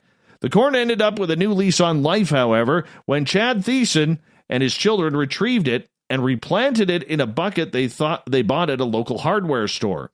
A local corn-loving crew was quickly dispatched to the scene of the crime, and efforts to save the patient began. Thiessen said he consulted with growing experts and is taking care to help the corn take root in its new bucket home. He said he hopes to eventually replant the corn, which his family named Cornelia, in a safer location. Yes, Cornelia, such as a city park or a government building. This is one powerful piece of corn here. All right? Let it grow. Let it grow. I want to know who the jerk is that took it out, that pulled it out. You know, there's always that one person. You know? Always that one person. So let's move on here. An historic bridge in Illinois has been damaged by a school bus one day after its reopening and was struck a second time during the filming of a television news segment. The Long Grove covered bridge, located in the Chicago suburb of Long Grove, had a grand reopening Friday after extensive repairs following damage from a tall box truck in June 2018. Less than 24 hours later, boom! Damaged again by a charter school bus. Her GPS warned that she should not proceed with the type of vehicle she was driving. The occupants of the bus convinced her to proceed, which she did, and subsequently struck the bridge, Lake County Sheriff's Office said. Yes. Yet WLS-TV was interviewing locals about the damage to the bridge when another vehicle struck it while on camera. This is amazing. Sound of the crash was recorded by the news station's camera. The vehicle left the scene but was later identified as a box truck carrying medical supplies. Authorities said they identified the truck driver, who told the deputies he thought the sound of a crash was just his load shifting. The driver advised what he thought the bridge was a two-lane bridge, and he hugged the right side of the bridge. This caused the top of the box truck to strike the top. Traffic citations are pending against the bus driver and the driver of the box truck. You got to be kidding me. Got to be kidding me.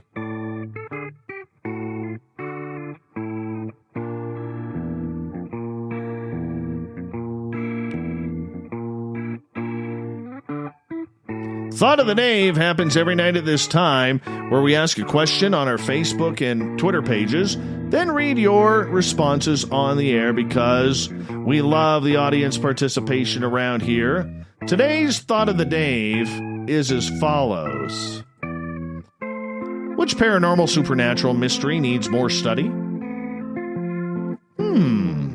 Graham, cemetery activity might be a good source of study. Marty, one of our favorite veterans around here who listens to this show. We love our veterans. I can never get enough cryptids, but I think that folklore is the least studied phenomena in the modern era. At one time, it was the most studied area, but it has been surpassed by UFOs, cryptids, ghost hunting, etc. Thank you for the clown, Marty. All right, Cherry. The link between our ordinary neurochemistry, plant-based tryptamine, alkaloids, and consciousness. Shanna wants more Dogman studies. Post a scary image of Dogman, too. Julie wants everything, especially folklore. Jason, what happened to BC man Granger Taylor, a missing man who said he would be taken away by aliens? And Augusto wants to hear more about disembodied voices. Oh, that's good stuff. Let's go there. All right, let's move on. You know. James wants more neurosciences and biotech. Brian wants an update on quantum physics. Dave wants unicorns studied. Why? And I love this answer. He says, my 7-year-old daughter, Rudy, made me say that. That's a great dad answer there, man. Great dad answer. Good for you. Debbie, I want more on UFOs personally. I've never seen one, but some people say you can call them out and they will come. I don't know about any of this or even if every abduction is painful or what. Bernadette wants more study on near-death experiences. Rano, he says he needs to learn more about lizard people. Debbie, all of it. It's still unanswered and nobody knows any more than the other. Lance wants to study dimensions. Barn aliens for Marla. Soul says clones, astral doubles, time travel, mind control by invisible entities. Gabe, the doppelganger phenomena and what it's really about. Melinda, extraterrestrial abduction evidence, continuation of consciousness evidence research, life after death. Alex, doesn't matter because it's not happening. You know he said that with his shirt off. Always does. Tom, just about all of it, Dave. Neil, demonic possession and demonic crimes. John wants to know about Men in Black. Karen, she needs more time travel in her life. Yes. Michael, your questions need more study, Dave. Thanks, Penman. Anne wants to know about flying humanoids. Jeremy, ancient civilization as in giants. Answers from our past will provide answers to our future. David, self-combustion. Yeah, that's a good one, too. And Kira gets the final word. Depends on who is conducting the study, but I would say duplicate Earth theory. Thank you to everybody for doing that. And we got Mr. Ron Bumblefoot Thal rocking in the background with Little Brother is Watching. Bumblefoot is the official music of Spaced Out Radio, rocking us in and out of every single show. Get your horns up for the guitar god himself. Special thanks to everybody listening in at work, at home, in your cars, wherever you may be. Yes, we are continuing on here with everyone in our chat rooms on Spreaker, YouTube, LGAB, Revolution Radio, Facebook, the Space Travelers Club on our website, and on Twitter at hashtag Spaced Out Radio. You are all magical tonight.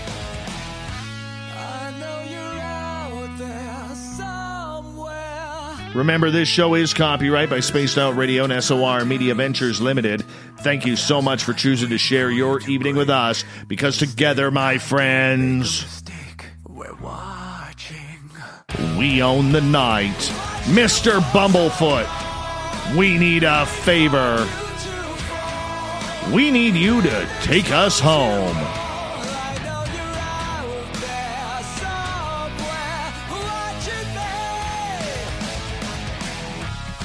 The Woo train has docked for the night, but tomorrow we shall ride again.